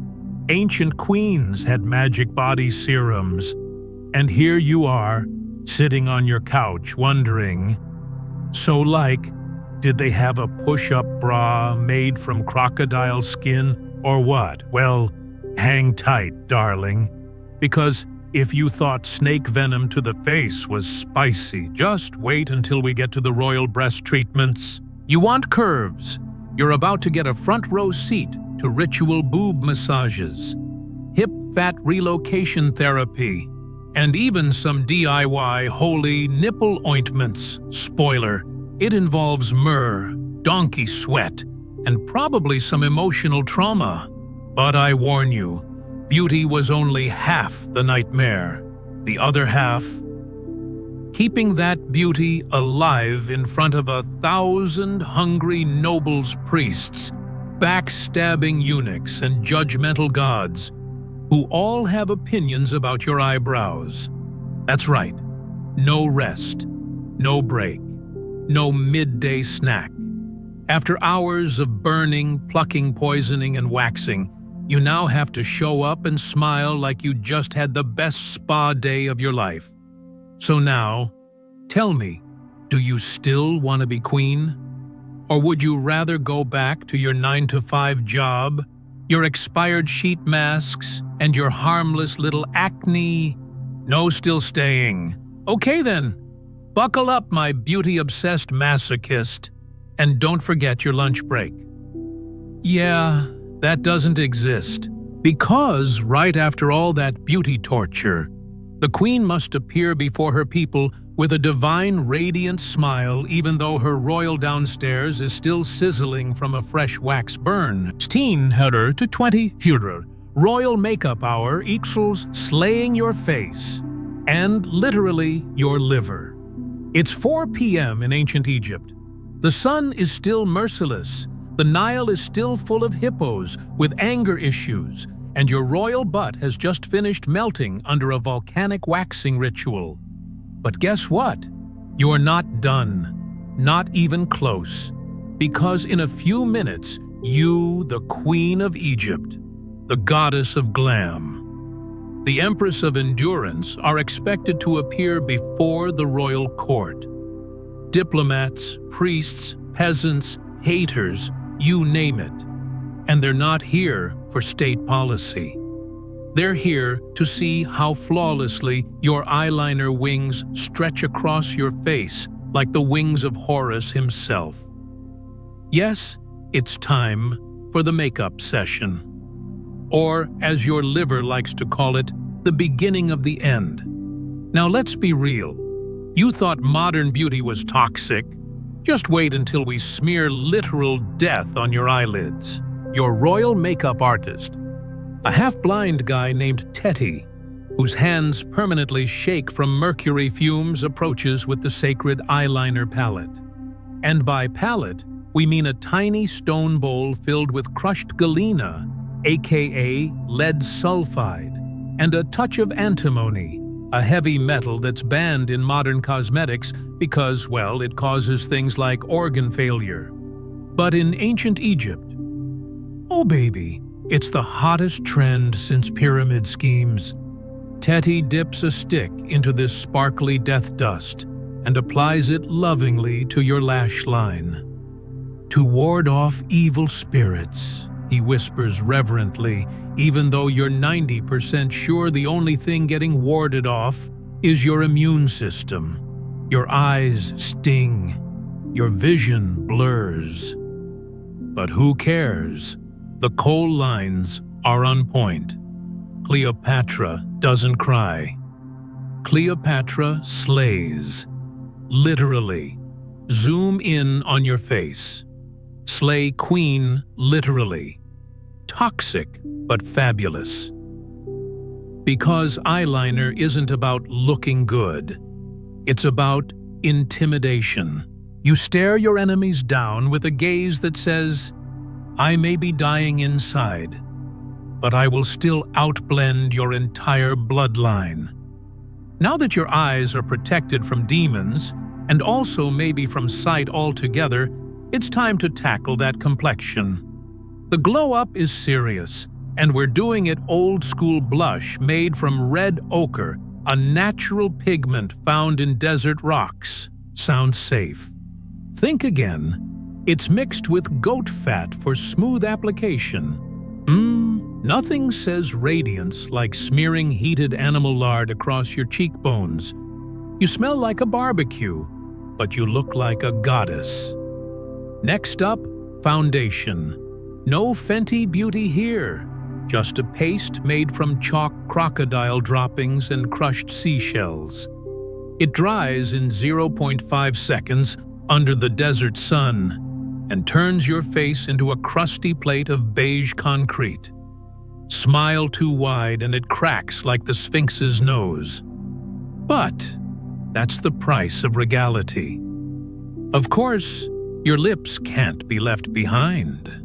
Cleopatra's signature pout, achieved with a old red made from, you guessed it, crushed beetles and red clay often mixed with a touch of mercury to make it extra shiny. Oh, the aesthetic. Oh, the internal bleeding. But darling, you've never looked hotter or more radioactive. You pause to admire your reflection in a bronze mirror so scratched and oxidized that it barely reflects light. Still, the ghostly outline of your face gives you the confidence you need. You are Cleopatra. You are divine. And if someone tells you that lead poisoning causes mood swings, you'll have them beheaded for bad vibes. But makeup is just step one. To complete the royal appearance, your headdress must be assembled an intricate crown encrusted with lapis lazuli gold and enough gemstones to bankrupt a small kingdom. It weighs about the same as a toddler and pinches your skull like an anaconda in heat. But what are a few migraines compared to iconic status? Then comes the perfume, a thick oil made from myrrh cinnamon and fermented donkey milk. It smells like a warm hug from Satan himself. But remember, in ancient Egypt, body odor is treason. So you douse yourself in it until your pores scream in 6 different languages. And don't forget the accessories, heavy gold earrings that stretch your lobes to your shoulders, necklaces thick enough to be used as anchors, and rings that make fist bumps a form of warfare. One wrong move, and you'll knock out a nobleman's front teeth. But that's just part of the mystique. Finally, you're ready, sort of. Not really. Because under the makeup, the jewelry, the perfume, and the forced smile, you're also dealing with the aftermath of Waxgate. Yes, your royal undercarriage is still on fire from that molten honey cowbone hair removal earlier. Every step is a gamble between grace and screaming. But the drums are beating. The trumpets blare. The citizens are gathering. You take one last look in the mirror, wince, then stand tall. Your dress, made of sheer linen and stitched by 30 exhausted slaves overnight, clings to your freshly exfoliated skin like a second, slightly angrier epidermis. You walk. Each step is pain. Each blink is a chemical reaction. Each smile is a lie. And yet you slay. Because as the crowd sees you glide into the throne room, radiating divinity and faint lead vapor, they gasp in awe. Children cheer. Nobles weep. Somewhere in the back, a Roman ambassador faints from a combination of lust and heat stroke. Behold, the priest announces, the living goddess, the morning star, the poisonous pigeon of the Nile. You wave like a queen who hasn't just ingested 12 types of metal. You nod like your eyebrows aren't permanently paralyzed from charcoal pastes. You breathe deeply, regretting it immediately, because the perfume is now leaking into your nostrils like lava. But the show must go on. You sit on your throne carefully because your thighs are still recovering and begin the sacred royal smiling ritual, which involves holding your face in an expression of serenity for 15 minutes straight. That may not sound hard unless your blush has fused with your cheekbones and your eyeliner is slowly dripping into your soul. Still, you persist, because this is beauty, ancient Egyptian beauty, where perfection is pain, and pain is proof of power. And as the crowd chants your name and throws lotus petals at your feet, you wonder, is it worth it? Probably not. But hey, at least you look immaculate in your tomb paintings. And let's be honest, what are a few decades shaved off your lifespan if it means you go down in history as the most seductive, feared, toxic, glowing queen to ever walk the earth exactly? So, still dreaming of that ancient Egyptian glow-up? Still want eyeliner so sharp it could summon the afterlife? Still think ancient skincare was natural and gentle? Still want bigger boobs like Cleopatra, who allegedly bathed in donkey milk because she thought it kept her youthful? Spoiler, it didn't. But her slave's trauma sure lasted forever. Because if you think Sephora hurts your wallet, Cleopatra's routine hurt your spleen. And guess what? You're not getting a break.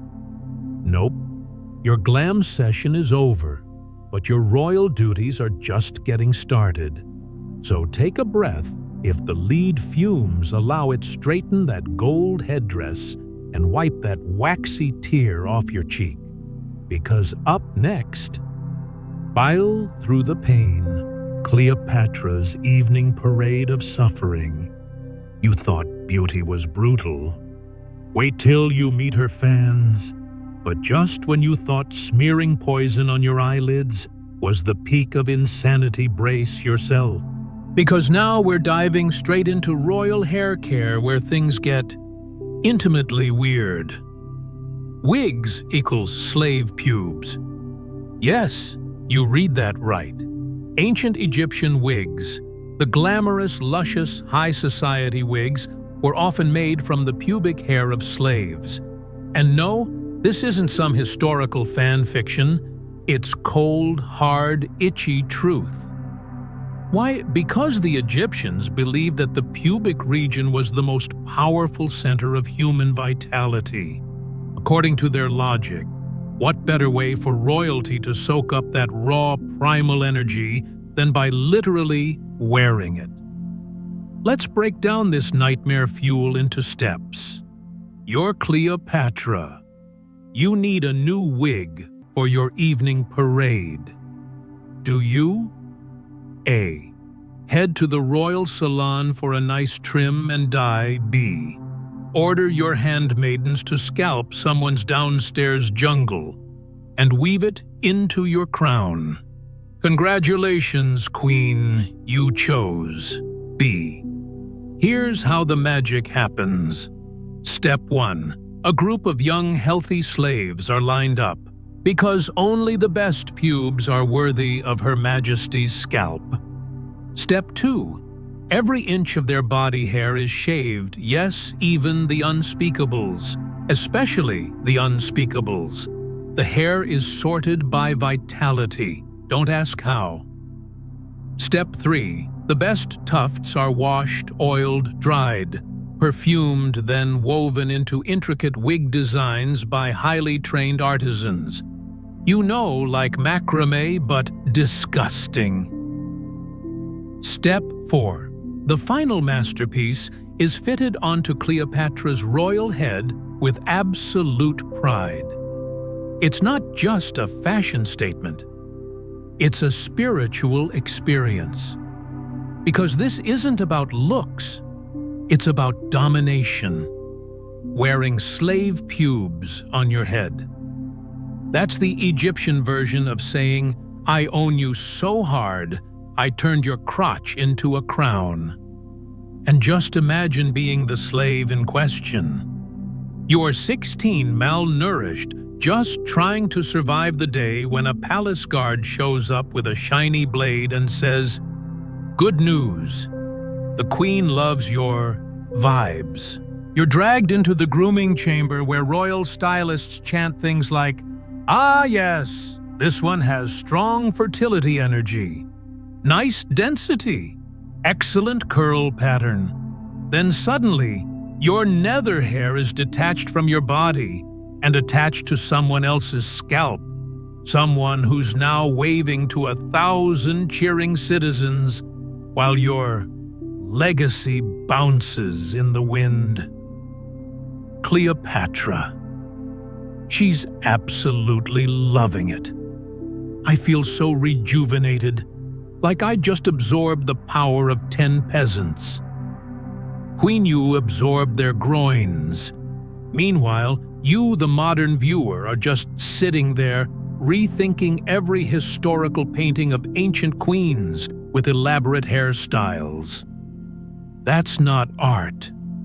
That's armpit and butt magic. Let's talk style. Egyptian wigs weren't just wigs. They were walking billboards of status and flex. The more layers your wig had, the more respect you got. Royal wigs could reach insane heights, sometimes with beeswax sculpting gold dust.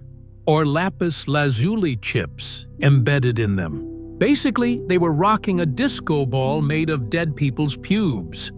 Iconic. And don't forget maintenance. These pubic wigs had to be cleaned regularly. Otherwise, they'd turn into grease traps under the Egyptian sun. That's right, even Cleopatra's stylist had to scrub sweaty peasant crotch out of her hair every few days. Bet that wasn't in the Netflix documentary. Let's cut to you again, sitting on your couch holding your boba tea, trying to process this. Your inner voice. Okay, I'm okay. I may be single, broke, and emotionally unstable, but at least my hair is real, and not someone else's, pubic, but powerful. Now you might be wondering, did Cleopatra know? Was she aware her crown was handcrafted from downstairs donations? Absolutely. That was the whole point. To her, it was like absorbing the life force of her people, as if spiritual energy came in curly form. She believed wearing that wig kept her young, desirable, and magically dominant. And it worked, for a while at least, because when people bowed to Cleopatra, they weren't just bowing to a queen. They were bowing to a scalp full of stolen pubes, proudly sitting on a throne made of incest gold and audacity. This wasn't just fashion. It was the ancient version of spiritual cosplay. And while you might laugh at it now, remember, these people built pyramids with no cranes, calculated solar calendars without Google, and somehow still thought the key to immortality was pubic hair. History is weird. Egypt was weirder. And Cleopatra. She was the CEO of chaos. When being a goddess meant hosting the cringiest dinner party in human history. Get ready for the royal banquet, where wine flows, nobles gossip, and someone definitely poisons your soup. Stay tuned. But wait, your royal glow-up isn't done yet. Because after slapping on pubic hair wigs and poison eyeliner, it's time to pick an outfit worthy of death by heat stroke and social status. Welcome to Egyptian fashion, where less is more, especially when it comes to fabric. Linen dress equals see-through as hell, yet you're still boiling at 45 degrees. Let's talk wardrobe. You're the Queen of Egypt, right? That means you're not dressing for comfort, or practicality, or protection from, say, the goddamn sun. No, you're dressing for optics. And in ancient Egypt, power didn't just speak. It flashed. Your dress. It's not made of heavy royal velvet or dramatic layers like a medieval queen. No, ma'am. You're rocking the hottest trend of 1350 BCE, a sheer linen slip so thin it could legally qualify as a napkin. Yes, linen was the peak of Egyptian haute couture. Why? Because the desert is basically a giant air fryer, and linen was the only fabric light enough to stop your skin from becoming toast. But even then, spoiler alert, you're still cooking inside. Your dress clings to your skin like a second sweaty judgmental layer. It's translucent enough to make your Instagram filter blush. Modesty never heard of her. In fact, the less you covered, the more powerful you looked. Covering up was for peasants, slaves, and folks who didn't have 30 servants ready to fan their crotch at a moment's notice. You, on the other hand, were expected to let your nipples breathe. That's not me being crude. That's literally how upper-class women rolled. Archaeologists even found statues and paintings of women attending court events in fully see-through dresses, boobs out head held high with enough eyeliner to hex a crocodile. And don't forget, you're not just sweaty, you're sweaty in style, that paper-thin dress. It's clinging to your skin like saran wrap because there's no deodorant, no baby powder, no anti-chafe cream. Just pure raw body heat and a few gods judging your pit stains. What's worse, you've got zero airflow under that gown because ancient Egyptians believed in removing all body hair. So now, on top of being slippery with sweat, you're also bald in places that are definitely not cooling you down. Still not uncomfortable enough for you. Cool. Add your pubic wig lead eyeliner, a fresh dab of sheep fat blush, and your "I didn't ask to be born in this time period" attitude. You now look like a drag queen sponsored by the underworld. Let's say you walk past a mirror. You're standing there, pubes on your head, toxic metals on your face boobs, politely waving through gauze, and you mutter under your breath, "Fashion is pain. Also rash. Also possibly fatal." Your servants applaud. Your eyeliner drips. The sheep fat melts. But it's fine. This is high fashion. You're a walking status symbol. A melty, overheated, partially translucent status symbol. But powerful nonetheless. And if you thought it couldn't get more absurd, imagine this: your linen dress had to be pure white. No colors, no embroidery. Because any stain from sweat to wine to God knows what else was basically a royal PR crisis. Every time you sat, stood, ate, sneezed, or moved an inch, you risked looking like a hot mess in front of Horus. So while you're trying to maintain your goddess-on-earth composure, the sun is out here, trying to slow roast your kneecaps. Your thighs are sticking together like pita bread, and you can't even wipe your forehead without smudging the eyeliner of doom. But hey, at least you're not a commoner. They wore the same sheer linen too, but theirs wasn't freshly woven or perfumed with myrrh. Nope. Try reused yellowed stiff from sweat and probably slept in by 3 other people before you got it. You get the good stuff. Linen so fine it makes silk look like sandpaper, and woven by virgin hands because, of course, that's a requirement. But guess what? The price of power is high. So high, in fact, that your skin is now glowing, not from radiance, but from a heat rash blooming under your arm, because linen doesn't absorb anything. Hope you enjoy that itchy royalty lifestyle. And one last thing, there are no panties. Ancient Egypt didn't do underwear. So every breeze that hits your thighs is either divine relief or an unwanted invitation for desert sand to go spelunking where it shouldn't. Either way, you smile through it, like a queen. A rashy, boiling nipple-out, dangerously radiant queen. You in front of a smoky bronze mirror. Your eyeliner's running, your pubic wig is slipping sideways. The sheep fat is now bacon grease, but you're smiling. Ancient Egyptian fashion, slay or decay. Either way, you make history. And that's a wrap on your 4-hour transformation into Egypt's hottest biological hazard. Let's see what we've achieved together, shall we? Your face slowly absorbing lead-mercury sheep fat, and whatever suspicious brown paste your servant swore was sacred. Your skin is glowing from inflammation. Your hair. Oh, honey, you don't even have hair anymore.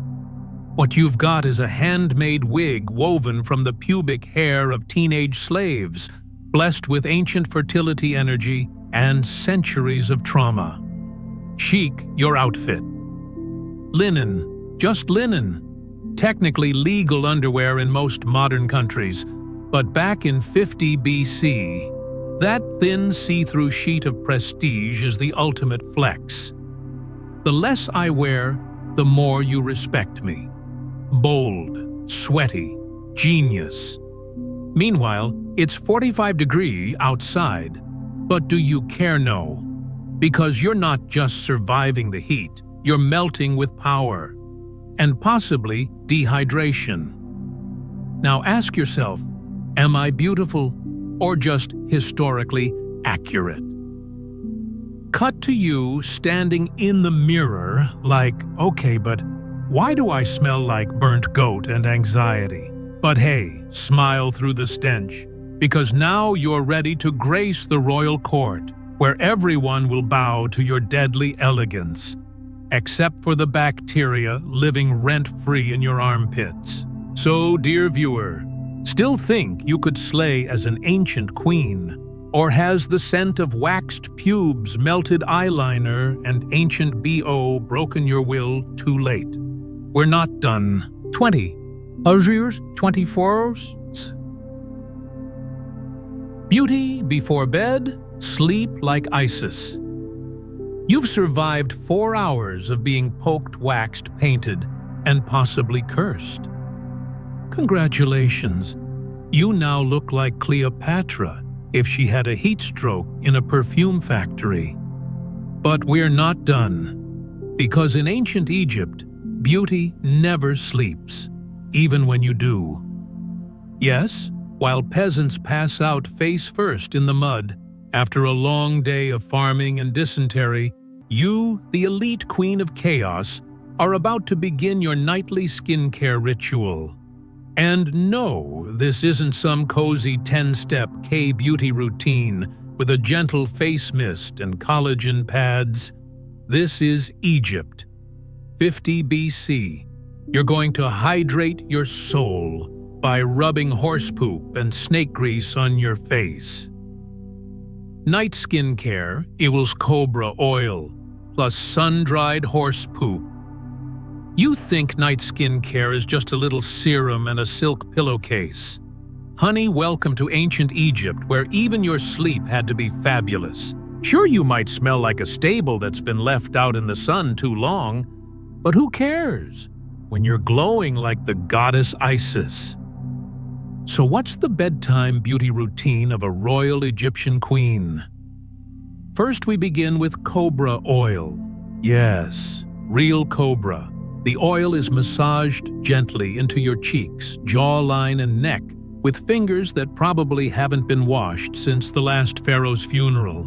Not only is it rich in mystical venom energy, but it also leaves your skin glistening like polished obsidian. And if the snake's still twitching a little, even better. That means it's fresh. Next, we add a few drops of myrrh resin, aka tree goo, the pharaohs used for embalming mummies. Because if it can preserve a corpse for 3,000 years, surely it can keep your face fresh for at least one night right.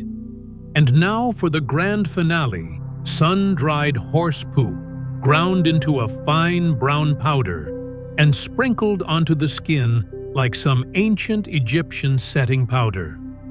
No, this is not a joke. They actually believed this organic dust could absorb evil spirits hiding in your pores while you sleep. Beauty. Yes, boundaries, absolutely not. Imagine falling asleep with your face covered in venom, embalming resin, and baked manure. That's not skincare, that's dark magic. But the Egyptians didn't do things halfway. They didn't want to just look alive, they wanted to look divine, even if they smelled like a cursed barn. And don't forget, after you slather on this royal blend, you must lie completely still. Not because it's part of the ritual, but because if you move too much, the cobra oil might slide into your eye, and the horse poop might flake onto your royal silk sheets, which, by the way, are probably infested with lice. Still, Still, this unholy mask had one clear goal: purify the soul through the skin. Forget anti-aging cream. This was anti-demon cream. Wake up without bags under your eyes and without being possessed. Win-win. Modern skincare influencers eat your hearts out. This is like applying snail mucin, except the snail is dead and the poop is real. Now go ahead, Queen. Sleep tight. May your dreams be as smooth as your freshly poop-patted cheeks. Apply mask, clay, wrap plus ground rice powder. You think your nightly sheet mask from Korea is doing wonders, honey? That's child's play compared to ancient Egyptian beauty rituals, because back then glowing before bed meant actually glowing sometimes with a side of radiation poisoning. Welcome to the next level of bedtime skincare. The face of the pharaoh's mask.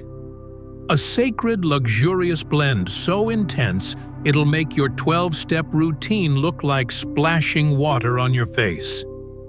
Let's break it down. First ingredient: red mud from the Nile.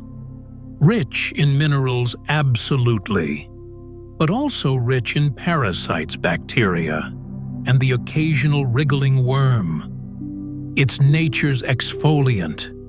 And don't forget that unmistakable swampy funk. Imagine fermented onions kissed by a dying fish. That's how you know it's working. But the true star of the show, mumia powder, aka ground-up human mummy. Yep, real dried corpses stolen from tombs, crushed into a fine powder and applied lovingly across your cheekbones like highlighter from hell. This wasn't just elite, it was afterlife-level elite. Egyptians believed that the bones of the ancient dead retained magical anti-aging properties. Who needs collagen when you've got cursed calcium? Each night, noble women would smear this corpse dust and mud concoction all over their faces, believing it would infuse their skin with divine strength, eternal youth, and maybe even a dash of immortality. Spiritually rejuvenating, legally questionable. Retinol stimulates cell turnover. Mumia powder stimulates the undead. Imagine laying in bed, face crusted in sacred Nile sludge, and powdered human remains whispering sweet prayers to Isis while praying you don't get a fungal infection. Glorious. Meme your glowing girl. From radiation and probable tetanus. Because in ancient Egypt, beauty wasn't just skin deep, it was 6 feet under. Hanging into sleepwear equals wear spiritual fabric. And after smearing your face with mud mummy dust and just a splash of necromancy, it's finally time to wind down for bed. But hold up, don't you dare reach for your cotton PJs. That kind of peasant behavior would get you hexed out of the palace. Because in ancient Egypt, bedtime fashion wasn't about silk or satin, it was about spirit threads. Soul wear the ultimate in haunted haute couture. Picture this: garments woven from the hair of the dead or recycled linen peeled straight off mummified corpses. Why? Because Egyptians believed these fibers carried the soul's protective energy. Basically, you're not just putting on sleepwear, you're slipping into a spectral security system. To them, these death-infused fabrics were more than fabric. They were guardians, night watchmen made of threads. A sleepover with the dearly departed. Imagine standing in front of your mirror, adjusting your ankle-length gown stitched from powdered bones, hair clumps, and 3,000-year-old curses. The room gets cold. A whisper brushes your ear. Is this fashion or a seance? Yes, So next time you think your weighted blanket is comforting, remember, Cleopatra went to bed wrapped in a literal ghost. Sweet dreams. Sleeping in a small coffin, anti-aging. So, you've just tucked yourself in wearing a ghost-infused nightgown made from dead people's hair. You feel cursed, but in a glamorous way. And you think, well, that's probably the creepiest part of bedtime, right? Oh, honey, we're just getting started.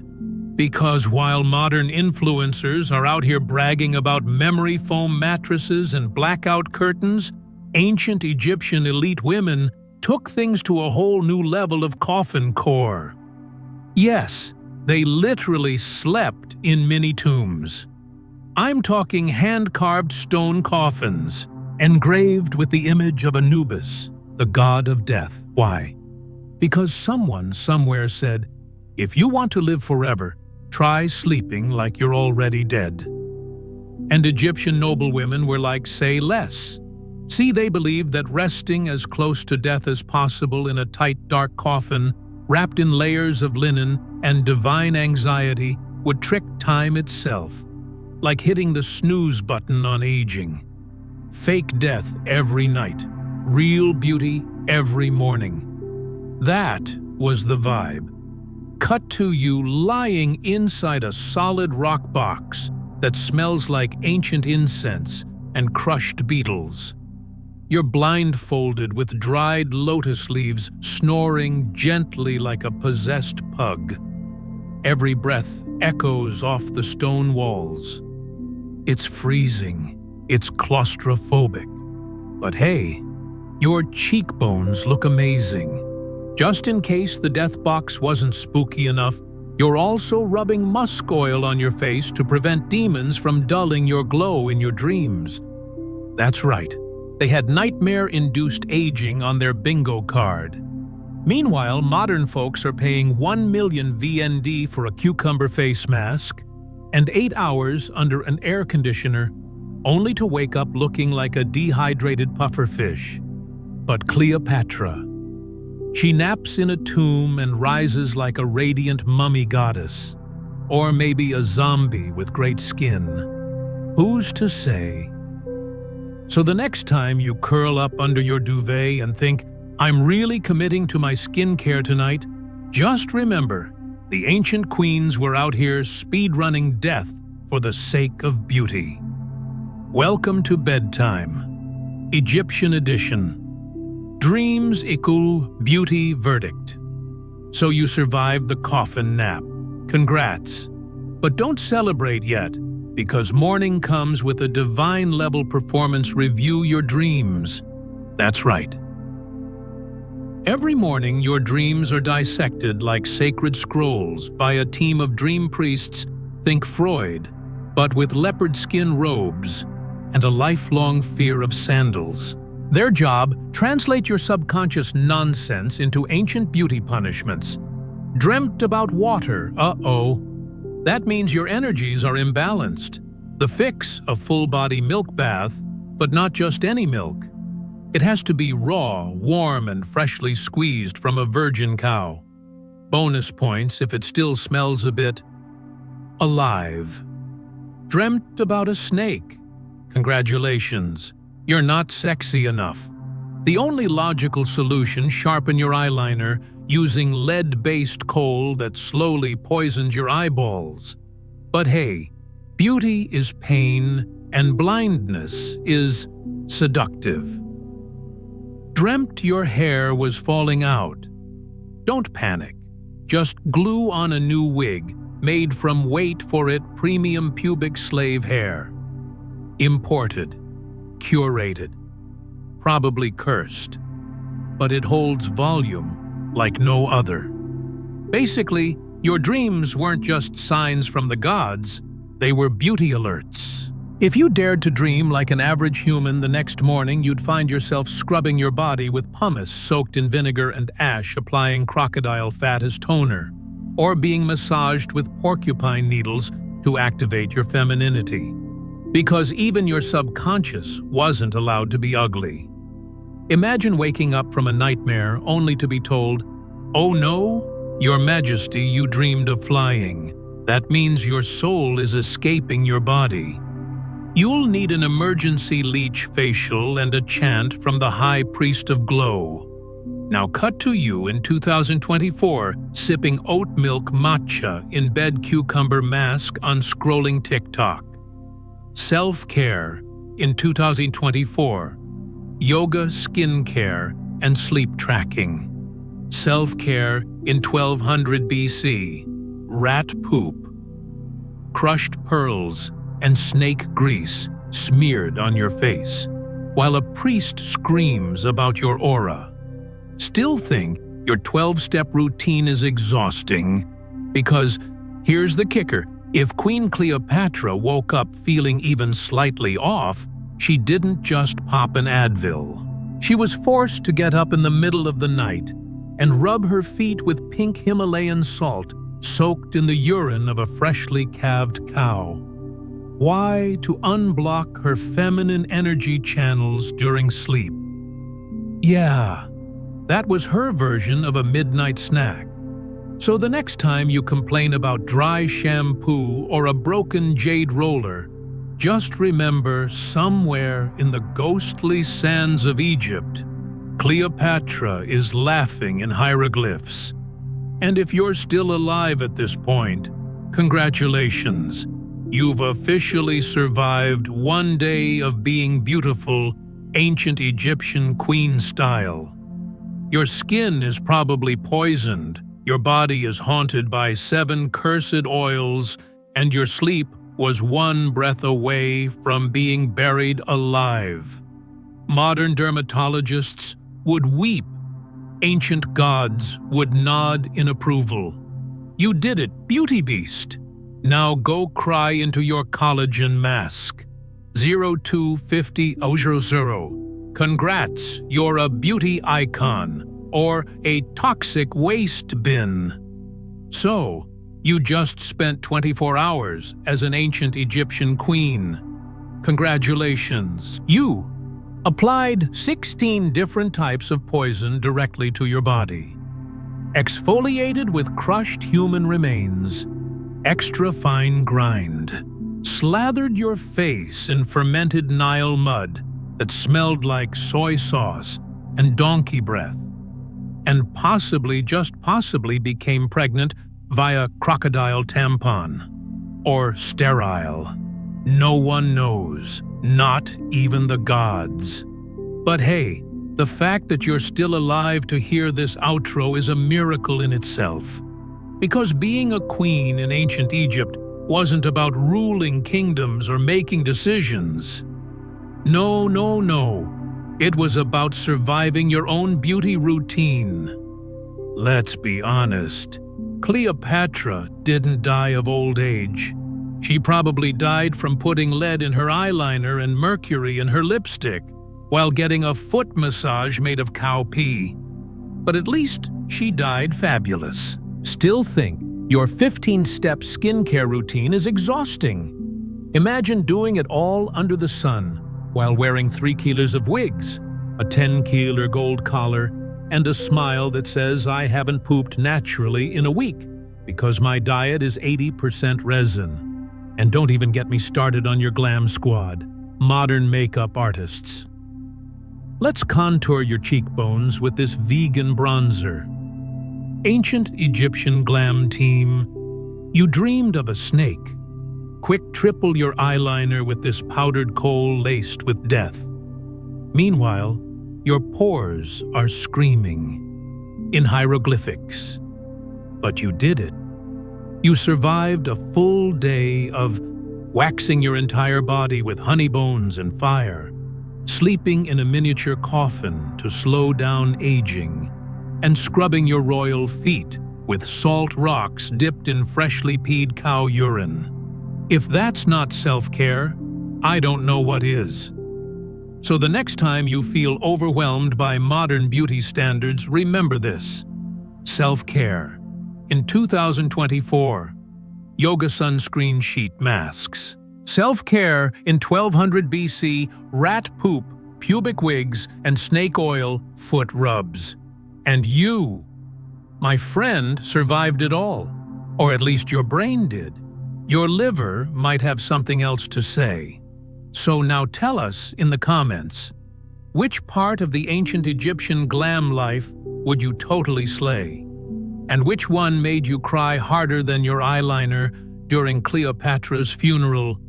Hit that like button if your modern skincare routine suddenly feels like a walk in the oasis. And subscribe, or we'll send a priest to interpret your dreams and prescribe something worse than cow pee. Until next time, sleep tight, just not in a coffin. But they did it for beauty. Right, oh sweet, naive, modern soul. You really think ancient Egyptian queens went through all of that just to be pretty? That they willingly dipped themselves in donkey milk lathered up with snake grease and dabbed their cheeks with fish guts for some likes on the stone tablet version of Instagram? No, absolutely not. Let's get one thing very clear. Beauty in the court of ancient Egypt was not a choice. It was not an option. It was an expectation carved in granite and enforced by God's ghosts and gossip. Beauty was religion. Beauty was politics. Beauty was survival. To be beautiful wasn't about self-expression. It was about self-preservation. Because in ancient Egypt, being ugly could literally get you killed. Beauty equals spiritual purity equals national duty. First off, let's crush this myth right here. Cleopatra didn't wear makeup to slay on the royal catwalk. She wore it to survive the wrath of 2,000 gods and the hormonal chaos of inbred palace priests. Every layer of eyeliner wasn't just cosmetic. It was spiritual armor. That crushed Galena, not just a smoky eye look, it protected against evil spirits, desert winds and mosquitoes that probably carried 6 kinds of divine punishment. That lipstick made of red ochre and crushed beetles. A holy tribute to the goddess Hathor. In fact, everything done to the royal body had to be spiritually justified. Your armpits weren't just shaved for hygiene. No. They were purified to ensure the afterlife didn't reject you. Your breath had to smell like honey and lotus petals, or risk being cursed by Anubis himself at the gates of death. The real influencers, gods, and corpses. So no, these queens weren't chasing vanity. They were outrunning divine judgment and public humiliation. Imagine every zit, every body odor, every stray hair being interpreted not as a human flaw, but as a sign that your soul was rotting. Dreamed of poop must be impure. Dreamed of snakes. Clearly not sexy enough. Go increase your eyeliner by 3 millimeters. Dreamed of losing your teeth. You need to eat more incense. Yes, eat it. Your body wasn't just yours. It was a billboard for your bloodline, your religion, and your dynasty. If you didn't glow like Ra's left nipple, people assumed your family line was doomed. And remember, dead people were watching too. Ancestors, gods, even embalmed cats. Court pressure was insane. Let's talk palace drama. You think high school was stressful? Try waking up next to a crocodile-shaped incense burner, getting your face scrubbed with powdered bone, and realizing your eyeliner smudged during sleep. And suddenly, everyone is staring. The maids whisper. The eunuch who prepares your honey bath is side-eyeing your crusty lips. Someone snitches to the high priest. Before noon, the rumor spreads across Memphis Queen's left nostril is flaking omen of national collapse. So what do? You panic. You call the royal beautician. You down a tincture made from wine, crocodile bile, and dried figs. You apply a full-body mask made from fermented donkey placenta. You burn sandalwood, smear your gums with crushed mint, and hope to Isis that your aura looks less cursed. Still think beauty was a choice. Smell good or die trying. In ancient Egypt, if you smelled bad, you weren't just disgusting. You were suspected of evil. Bad body odor, equals rotting soul, equals possible betrayal of the gods. So queens wore perfumed cones on their heads that slowly melted into their wigs. They bathed in lotus, milk, saffron, and sometimes wine mixed with resin.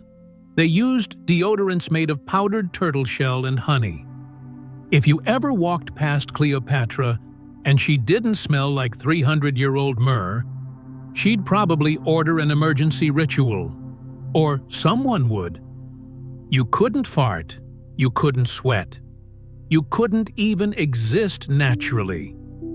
Natural equals sinful. Dying beautifully was a thing. You think the pressure ended with life. Nope. Ancient Egyptians expected you to be hot, even after death. Corpses were massaged with fragrant oils, lips were painted, nipples were dyed red, wigs were glued on. Even your armpit hair was rebraided. And if your real hair had fallen out in life, congratulations, your pubic hair might now be used to make a premium royal wig for the next queen. Imagine dying from eyeliner poisoning only to have your pubes reincarnated on someone else's head. Yeah, rest in peace. Not really. Beauty equals fear in a dress. So back to the question, but didn't they do it for beauty? No. They did it because they were terrified. Terrified of aging. Terrified of blemishes. Terrified of God's ghosts, gossip, infertility, plague, spiritual imbalance, political exile, and looking bloated during a solar eclipse. They didn't moisturize because it was fun. They moisturized because one cracked heel might be taken as a sign of dynastic weakness and get their whole family assassinated. They didn't bleach their teeth for confidence. They did it because yellow teeth might mean you were secretly worshiping demons. They didn't spend hours applying eyeliner because they loved aesthetics. They did it because if their eyes weren't big enough to resemble the Eye of Horus, they could be accused of treason. Meanwhile, in 2024, you today are having a breakdown over a clogged pore.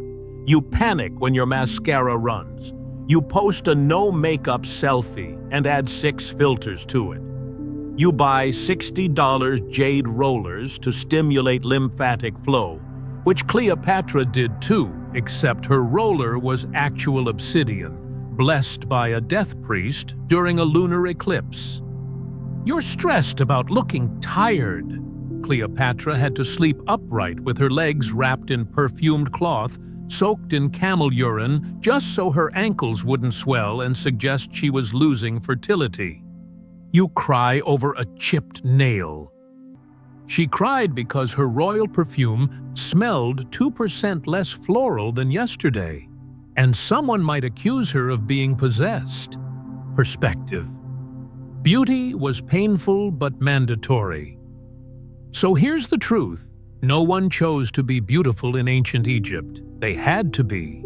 Because ugliness wasn't just unappealing, it was a threat to the entire kingdom. It meant weakness. It meant the gods were angry. It meant your husband might replace you. It meant the peasants might riot. It meant the Nile might stop flooding. A zit could doom a dynasty. And beauty, it was a never-ending job. There were no days off, no messy buns, no pajamas, No it girl with no makeup TikToks. It was full-time high-stakes, God-fearing, skin-peeling warfare with eyeliner. Your skin care is not that deep, so next time you're crying over your $15 toner not working. Remember, ancient Egyptian queens were rubbing rat poop on their faces, swallowing incense pellets, douching with vinegar and sand, soaking their feet in cow urine, bleaching their teeth with ox bone, and still getting judged by a priest who read dreams for a living. Self-care wasn't self-love, it was state policy. And you're still alive. You don't have to bribe a snake oracle to cure your acne. You can unfollow people. You can buy dry shampoo. You can eat cheese without fearing a bad omen. So really, relax. You're doing fine. Self-care in 2024. Yoga sheet masks, green smoothies. Self-care in 1200 BC. Blood eyeliner, pubic hair, wigs, cow urine baths. What I learned from being an ancient Egyptian queen for 24 hours. So, what did we learn today? First, let me say it loud and proud. Being poor is tough.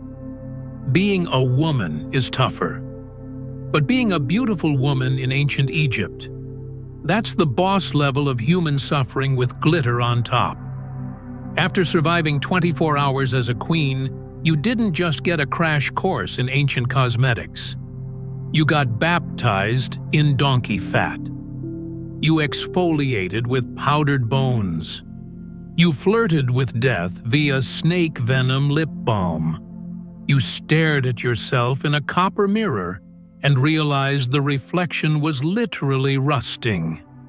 But the real lesson here, beauty isn't pain. Pain is just the entrance fee. Beauty is a blood sport, and you're the prize. Somewhere along the Nile, we forgot that beauty was supposed to be for the woman. Instead, it became a performance by the woman for the gods, for the priests, for the palace, for the pharaoh, for the mummy coffin that would one day hold her forever in graceful posture. To be beautiful wasn't about happiness.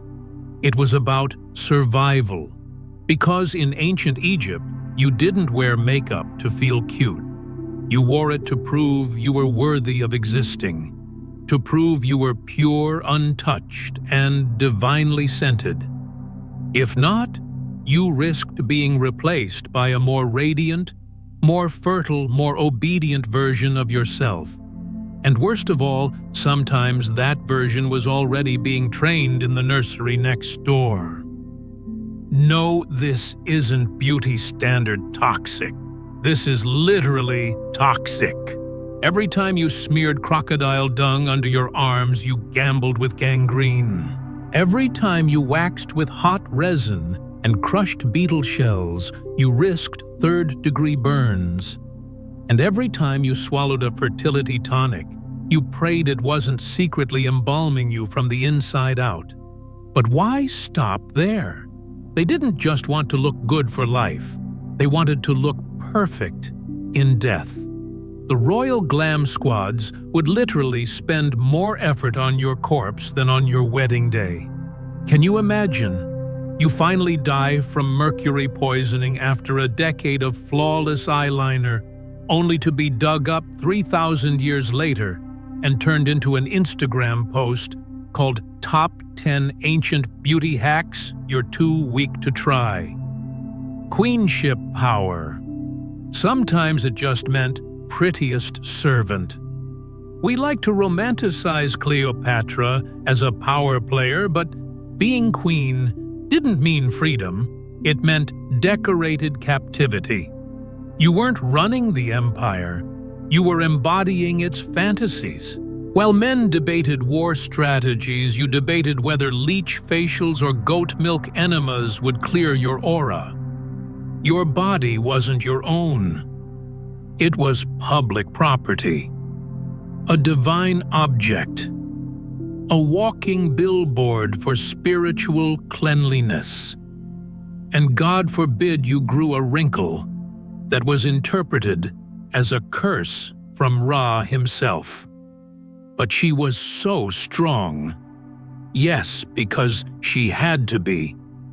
Modern people love saying, wow, ancient women were so strong. But let's be clear, they were strong because the world gave them no choice. No pads, no problem, shove in some linen dipped in honey and pray the ants don't follow. Cramping, that's not a uterus, babe, that's a demon clawing from within, and you'll need a priest to exorcise it with incense and ibex horn powder. And if you dare speak up about pain, they'll say you are being imbalanced. Suggest a relaxing bath in lotus-scented water, which of course you'll have to share with 6 other wives and 3 royal cats. You break out. They broke down. Let's talk skincare. You get a tiny zit and panic post a story. Sorry guys, I'm breaking out because of the weather. LOL. Meanwhile, your ancient Egyptian ancestor broke out because of humidity, curses, dust storms, and the fact that her face scrub was made from crushed seashells, goat milk, and expired salt fish.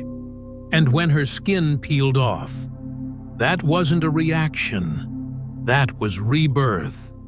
As in, if your old face is falling off, you must be getting prettier. Healing wasn't the goal, transforming was. Even if that transformation came with oozing pustules, dizziness, infertility, and a mild case of spontaneous bleeding. Lesson 1. Not all glow-ups are worth it. You know that feeling when you finish a brutal skincare routine and go, oh, beauty is pain. Now imagine that feeling, but every day, and if you mess up, you might be fed to the Nile as an offering. They didn't just sacrifice goats for beauty. They sacrificed themselves. Layer by toxic layer. You call it a glow-up. They called it a religious duty. Lesson 2. You're not failing. Beauty. Beauty is failing you. There's this voice in our heads that whispers, you should be smoother. You should be whiter. You should be ageless. You should smell like a freshly bloomed lotus at all times. And guess what? That voice was born over 3,000 years ago, from temples, from tombs, from mythologies that said, a beautiful woman is a divine woman. A divine woman must never age. Aging is corruption. Imperfection is unholy. So when you feel guilty about a breakout, stretch marks, or hair in unwanted places, you're not broken. You're just echoing a curse passed down from a time when beauty literally meant life or death. Lesson 3. Your ancestors didn't suffer for you to hate yourself. What would your great-great-great Egyptian grandma say? If she saw you crying over a selfie filter, she'd probably snort out her fermented fig wine, slap your back with a papyrus scroll and scream.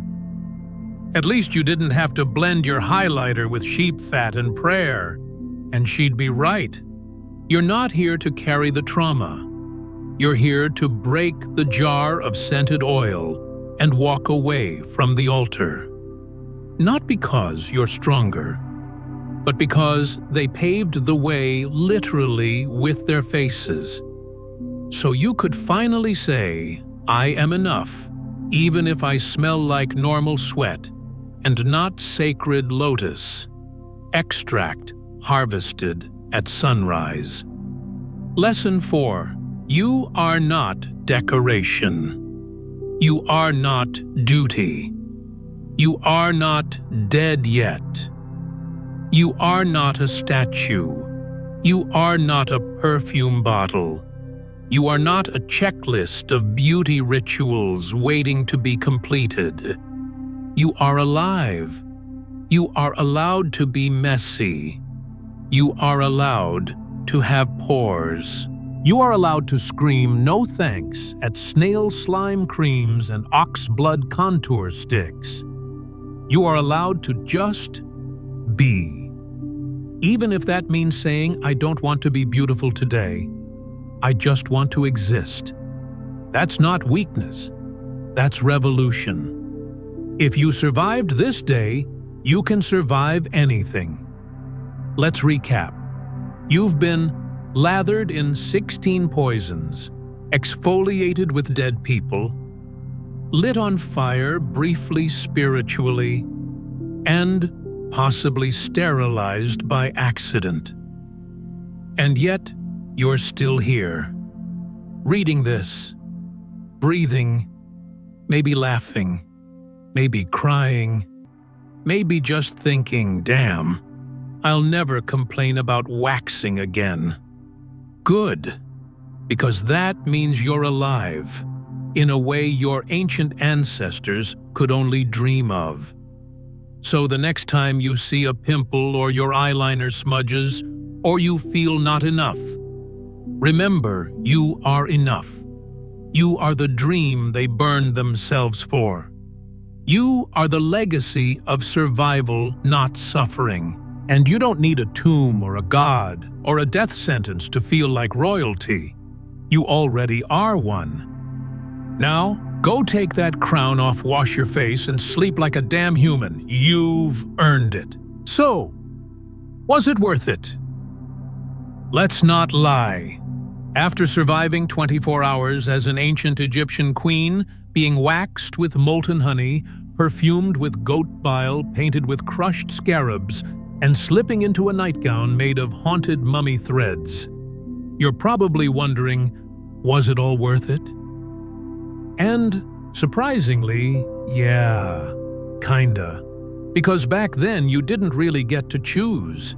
There was no Sephora, no retinol, no Korean sheet masks infused with cactus water and nanotechnology, no SPF 50+++ to protect you from the sun god Ra's relentless fireball. Your skincare routine wasn't influenced by science, it was dictated by superstition, sorcery, and the terrifying pressure to remain eternally beautiful, or else. So, if you ask, was it worth it? The real answer is, it didn't matter, because you had to do it. Let's zoom out for a second. Today, if you're too lazy to shave your legs, you can just throw on baggy jeans and call it a soft girl era. If you have a breakout, you post a selfie with hashtag acne awareness and get love reacts. If you don't want to wear makeup, the world calls you brave. Back then, you break out. You're exiled from court. Your armpits smell. You're called cursed. You gain a few pounds. You're buried before you die, socially and spiritually. Because in ancient Egypt, beauty wasn't optional. It was sacred law. You want to know what a spa day looked like? Step 1, lie down while 2 women rub heated ox fat into your thighs. Step 2, get exfoliated with fish scales. Not metaphorically, actual fish scales. Step 3. Have your face steamed with the smoke of burning hyena bones believed to cleanse sin and blackheads. Step 4. Finish with a cucumber mask. Try a goat liver compress wrapped in linen soaked in cobra urine. Now imagine doing that every single day, while fasting, in 40-degree C heat, while people bow to you not because they love you, but because they fear what happens if your eyeliner smudges in public. And then there's the mental pressure. Today's influencers say things like, being pretty is so exhausting sometimes. Yeah, try being Cleopatra, the literal face of a divine empire. One wrinkle on her brow could mean a province starts a rebellion. A priest calls it a bad omen. The gods send a plague out of spite. No one dared say it's just a pimple. No, that pimple was a prophecy. And yet, here's the twist. They believed in it. Every painful, absurd, deadly ritual women believed, it connected them to the divine. That every layer of coal, every oil, every incantation whispered during waxing wasn't just vanity, it was identity. It was power. It was legacy. Because in a world where warlords, crocodiles, and curses could kill you by sundown, beauty was the one thing a queen could control. Her face, her scent, her glow. That was her armor, and to surrender it would be to surrender her throne. So was it worth it? Ask a modern woman spending $300 on a laser facial and applying snail slime to her cheeks. Ask a teen girl putting on lip gloss in the bathroom before crying over math homework. Ask the woman with a jade roller and a prayer trying to erase heartbreak at 2 a.m. Beauty has never been about logic. It's about survival, social, spiritual, emotional. Ancient Egypt just made that brutally clear. They didn't hide the cost of beauty behind Instagram filters. They wore it in blood bones and beeswax. Still, let's be real. Some things totally not worth it. Like swallowing ground-up donkey teeth for fresh breath, or applying lead-infused blush to glow like a lotus, or bleaching your hair with urine until it turns the color of royal desperation. But to them, even these horrors were sacred rites, because their culture believed something deeply powerful. To be beautiful is to be remembered, and to be remembered is to never truly die. So maybe it was worth it after all. Now, let's bring it back to you. You reading this from a comfy chair, maybe in pajamas with a face mask on, and Spotify playing lo-fi beats. You who just considered skipping your night routine because meh, too tired. Let's compare ancient you sleeps in a cursed linen gown made from funeral cloth, applies goat marrow to her lips before bed, dreams of gods judging her based on the evenness of her eyeliner. Modern you sleeps in a hoodie you haven't washed in a week, applies lip balm from a brand called Unicorn Glow. Dreams of Wi-Fi. So, was it worth it? Hell yes, because you survived it. You endured 24 hours of scorching, scraping, summoning, shaving, and spiritual moisturizing. You didn't just look like a queen, you bled for it. So the next time your moisturizer stings a little, the next time you feel bad for skipping leg day, the next time your concealer creases slightly during a Zoom call, just remember, you are the descendant of queens who bathed in crocodile water and glowed with beetle juice, who worshipped the sun with their eyebrows and flirted with death using perfume, who didn't so just die pretty. They died iconic. So yeah, it was worth it. Because now you get the luxury of choice.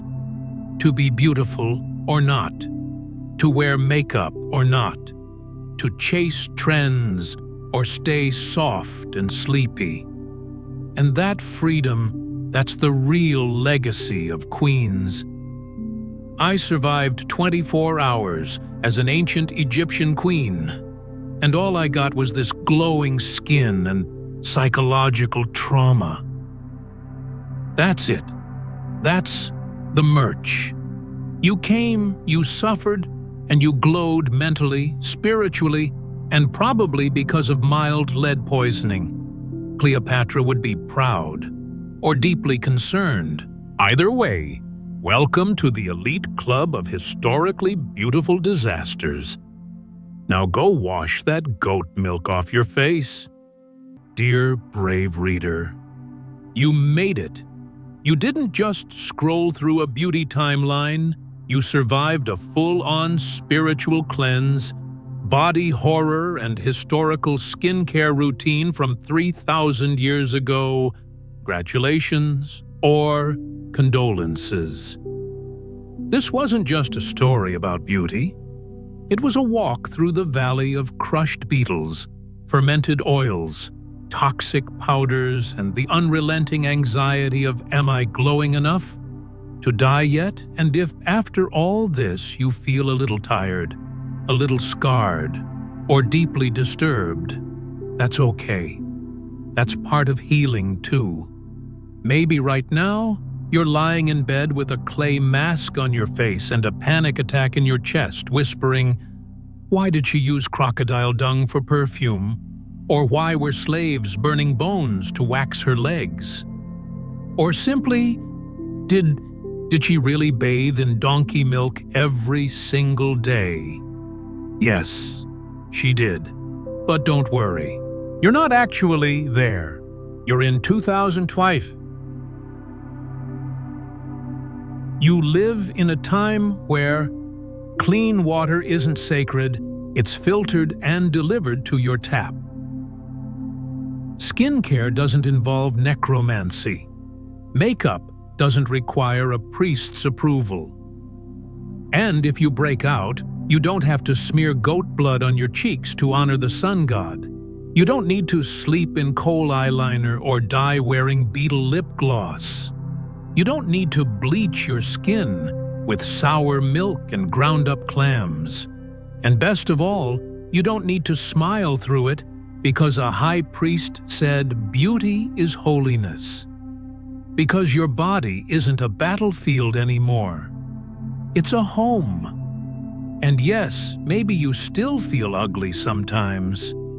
Maybe you still pick yourself apart in the mirror, comparing yourself to filters and trends and whatever TikTok just invented.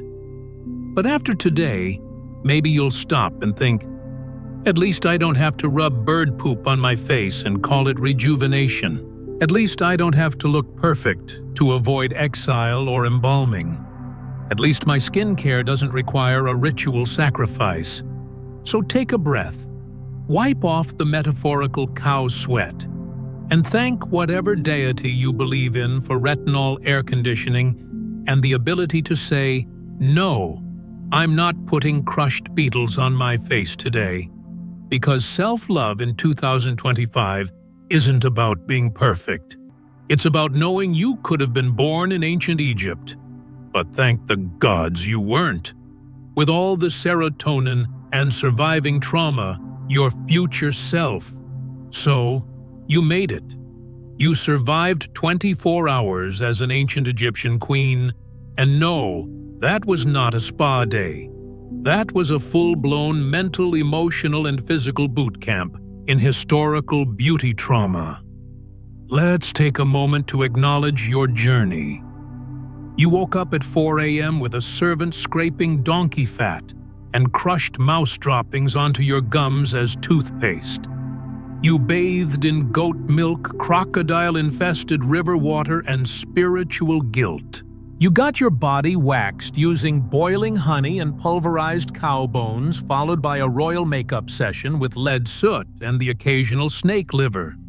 You smiled through court meetings while possibly bleeding from your armpits due to some divine depilation ritual. You were praised for looking radiant, even though half your radiance came from radioactive eyeliner.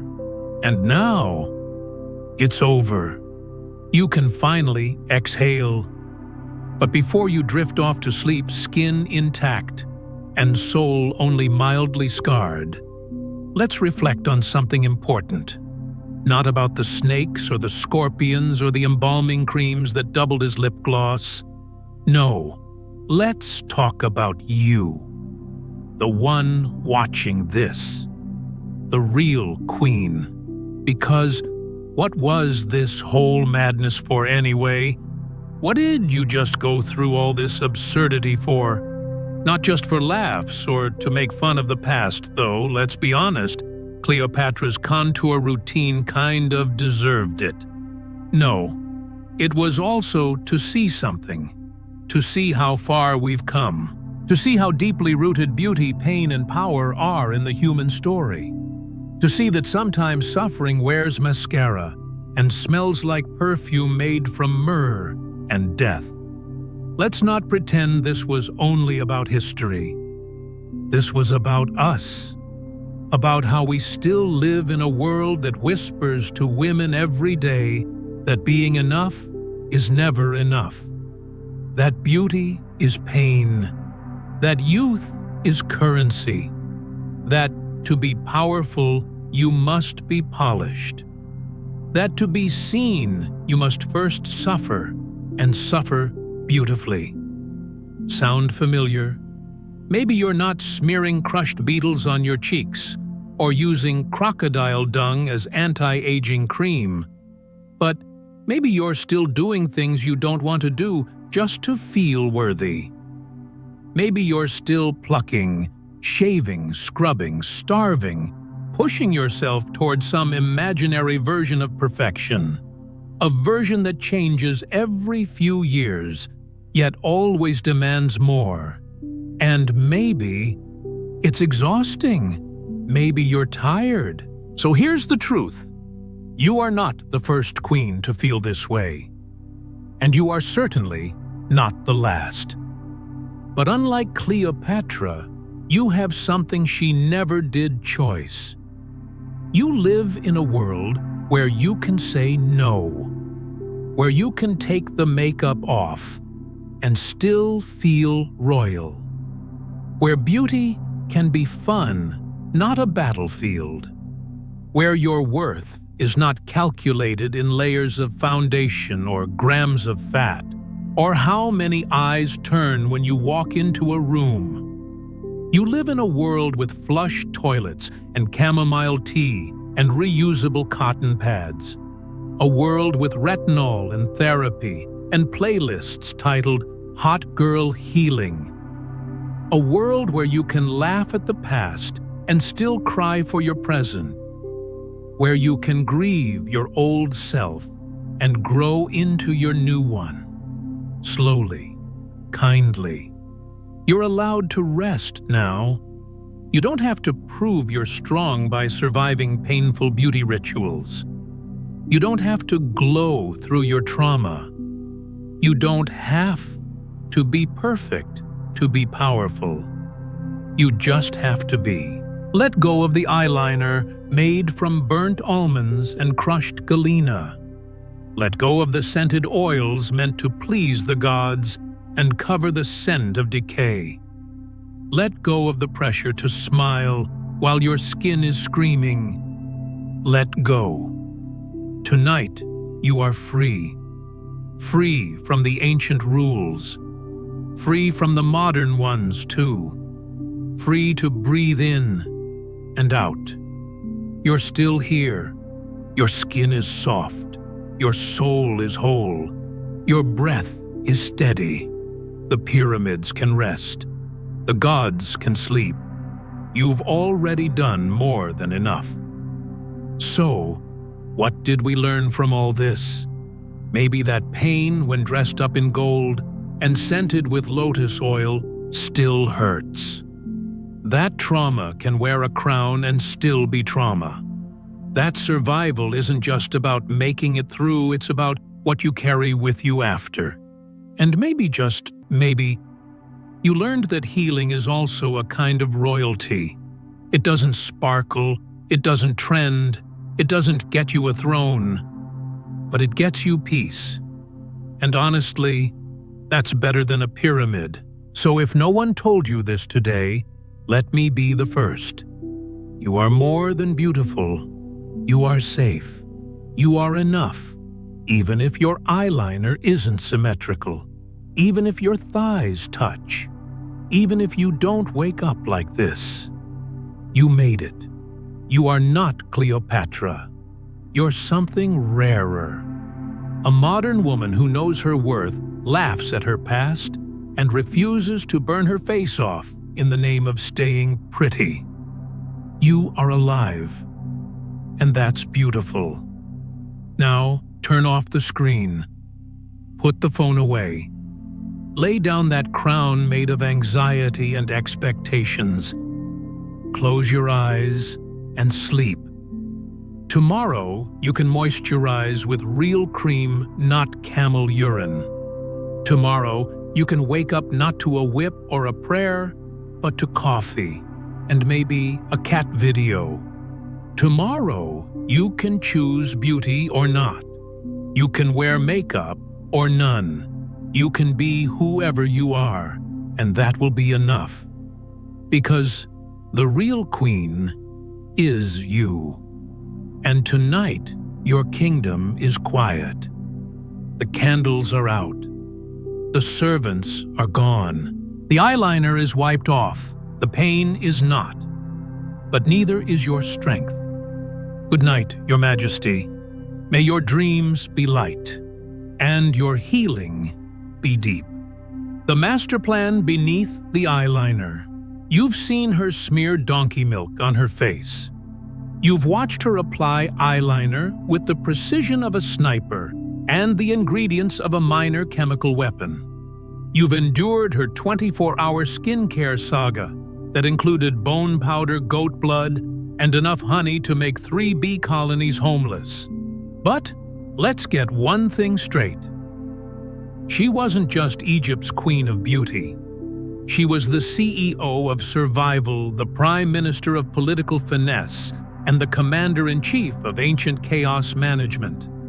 Because behind every smeared scarab beetle and sensual bath of jasmine oil, there was a deadly chess match being played. And the queen, she wasn't the pawn. She was the goddamn pharaoh of strategy, the mask of beauty, the mind of war.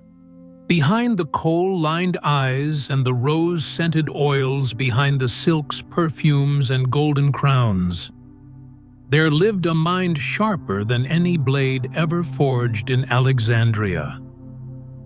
Cleopatra VII, the last pharaoh of Egypt, is often reduced by history to a pair of red lips and a famous love affair. But to paint her merely as a seductress is to miss the entire architecture of her genius. Yes, she wore makeup. Yes, she bathed in milk and honey. But those weren't signs of vanity. They were tools of diplomacy. Every dab of perfume, every stroke of eyeliner wasn't for flirtation. It was intimidation. It was presentation. It was control. When Cleopatra walked into a room, it was never accidental. It was theater. She knew perception was half of power. And perception, that was her battlefield. When she sailed up the Nile to meet Julius Caesar in 48 BCE, she didn't arrive in rags and desperation. She arrived wrapped in a rug. Literally. Legend has it that Cleopatra had herself smuggled into the royal palace, rolled inside a Persian carpet, a dramatic entrance that wasn't just sexy. It was symbolic. It told Caesar, "I am not a beggar. I am a queen playing a long game." Later, when she visited him on his boat, she didn't just walk in. She orchestrated a floating spectacle. Her royal barge had purple sails, silver trumpets, golden oars dipped in scented waters.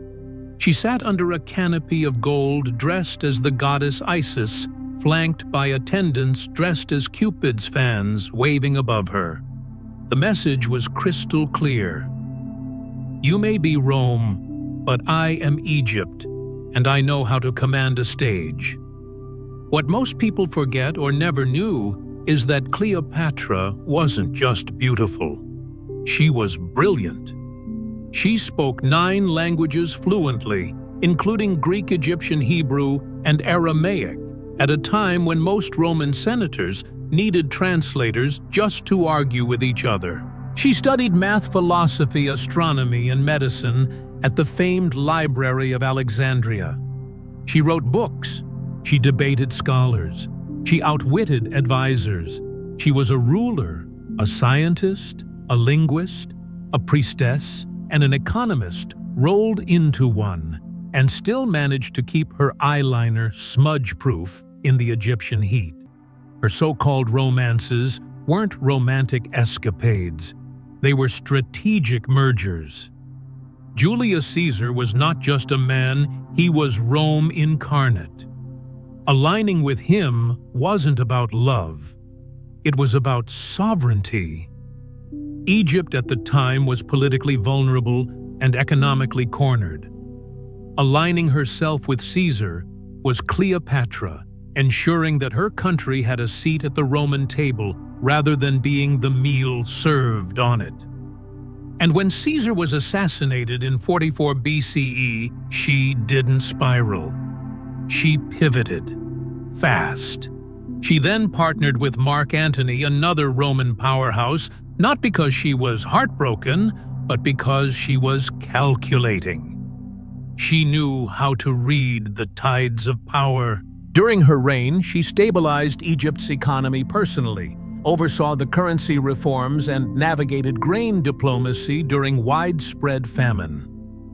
She restructured Egypt's tax system, forged trade agreements with Eastern kingdoms, and quelled internal rebellions without a single military campaign. She did all this while simultaneously keeping Rome's greedy eyes away from annexing her kingdom. She didn't wear armor. She wore silk.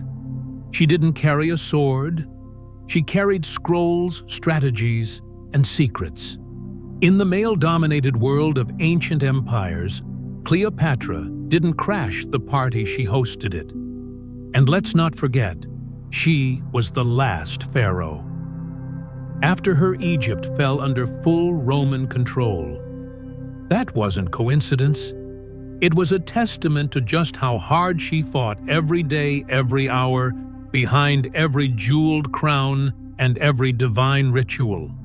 So when people today mock her legacy, reduce her to some kind of femme fatale or drama queen, they're not insulting Cleopatra.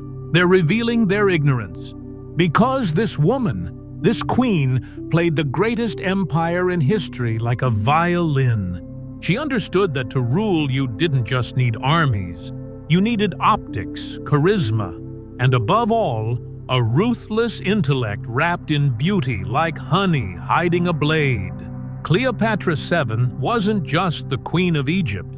She was the master of image, the mistress of diplomacy, the architect of illusion. She didn't just use beauty to survive, she weaponized it to rule. A woman in a world of men. If Cleopatra's eyeliner was a blade, then her mind was the hand that wielded it. In a world where beauty distracted, she used it to disarm, and while Rome obsessed over her curves, she conquered with her intellect. Let's rewind the glitter and candles for a moment. Imagine being 17. Not the modern tick-tock scrolling, what college should I choose, 17. No, imagine being 17 and ruling a vast empire.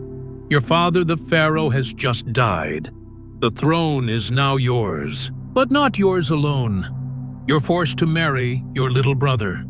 He's 10. He's also your co-ruler. And yes, husband.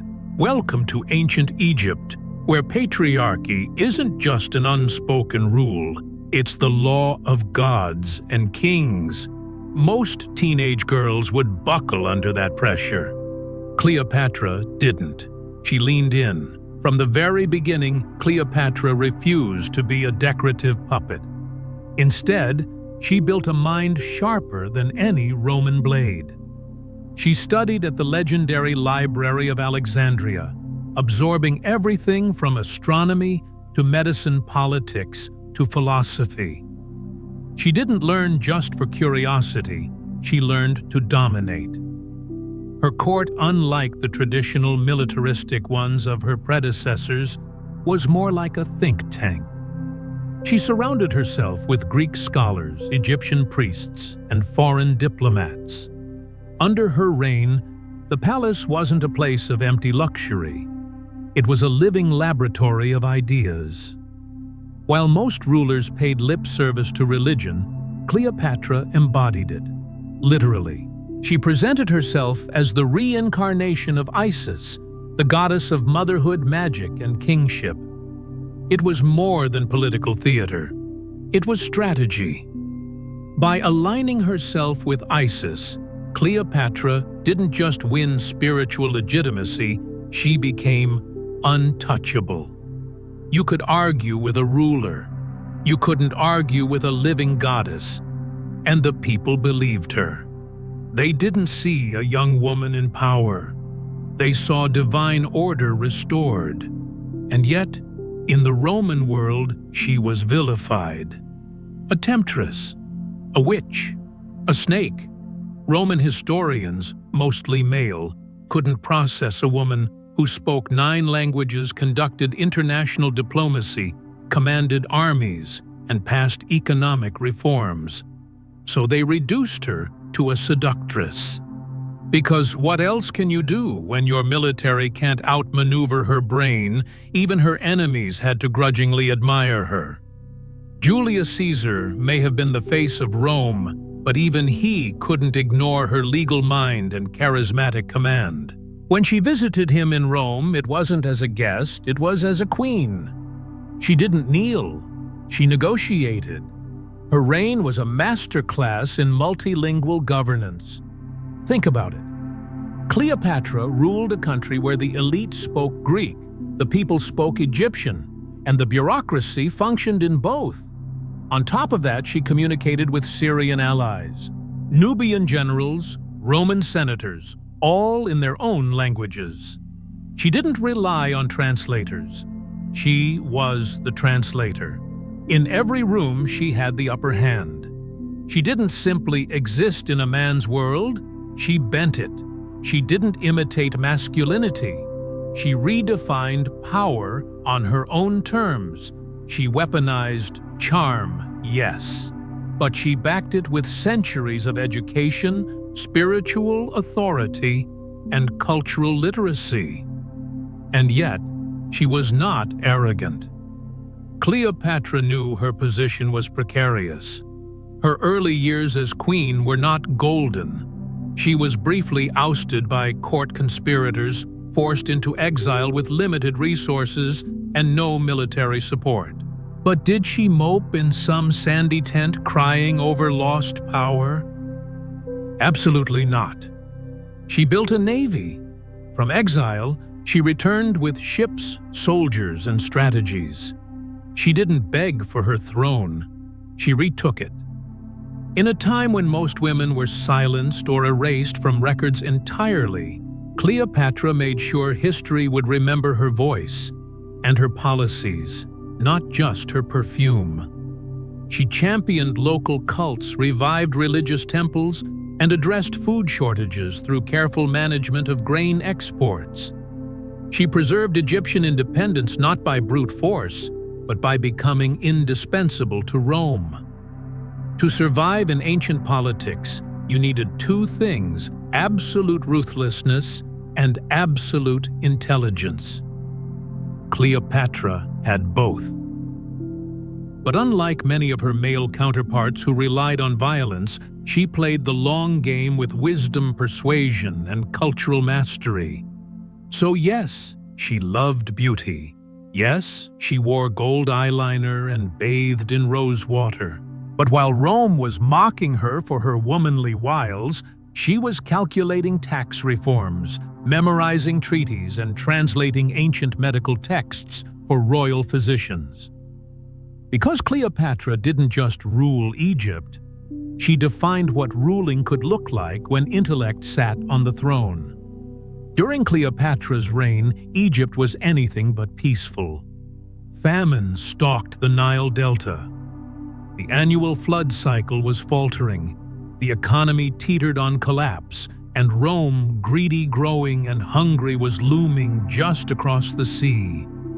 Egypt stood like a glittering jewel at the edge of a knife.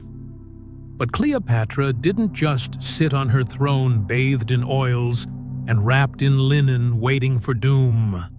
She acted fiercely, brilliantly. While the rest of the world remembers her for her beauty, the truth is that Cleopatra's greatest asset wasn't her face.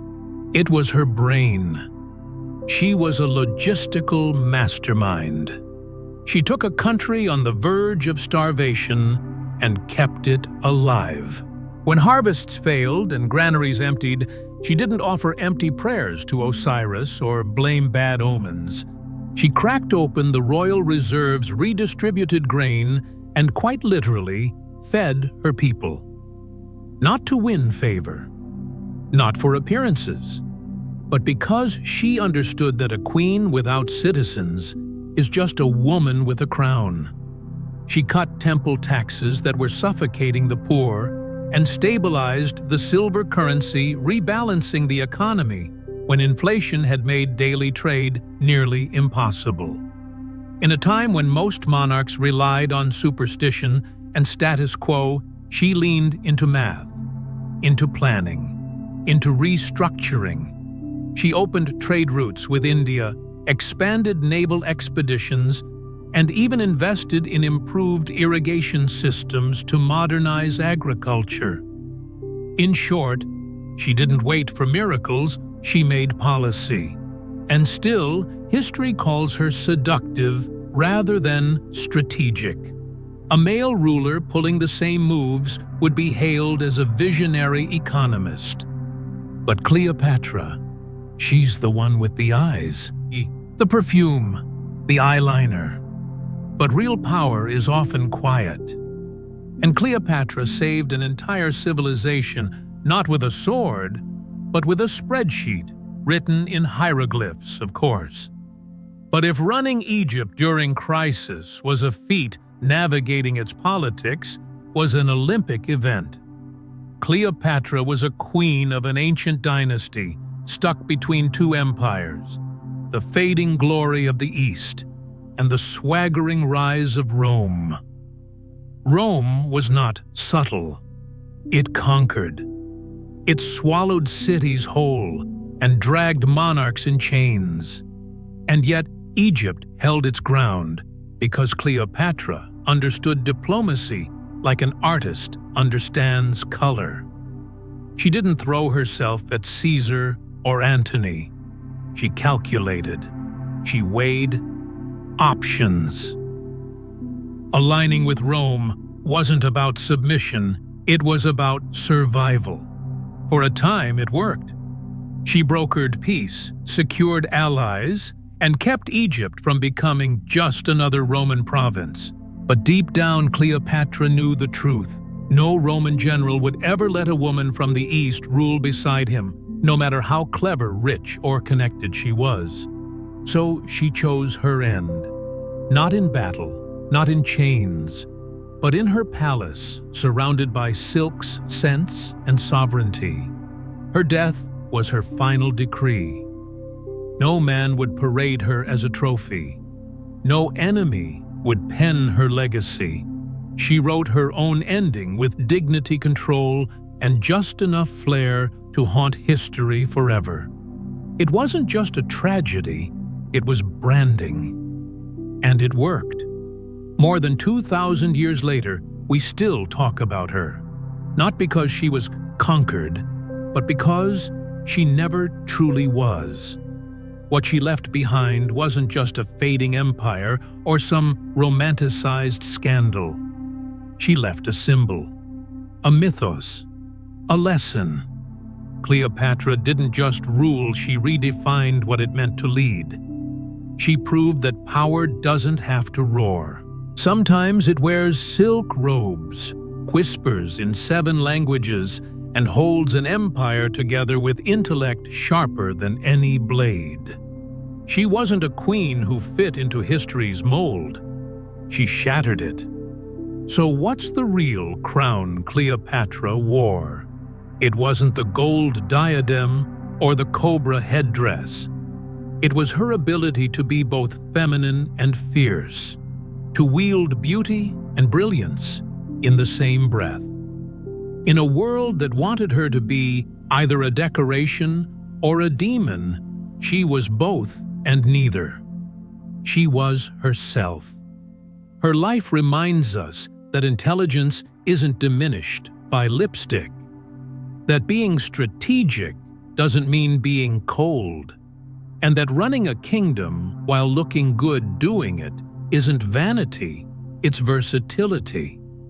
Her kingdom eventually fell, yes, but her story never did. Because while empires collapse, minds like hers echo across millennia. Cleopatra teaches us that legacy isn't built through brute strength alone. It's built through vision, through resilience, through refusing to be simplified. So the next time someone tries to define you by your appearance, your gender, or your choices, remember the girl who stood between two empires with perfume on her neck, strategy in her mind, and a plan no one saw coming. For a moment, she didn't just survive, she won. So the next time someone reduces Cleopatra to just the pretty one with eyeliner, remember this: she wasn't merely decorating her face, she was rewriting power. In a world where women were expected to stay silent, she ruled with a painted smile and an iron mind. Beauty may have been her mask, but brilliance was always her truth.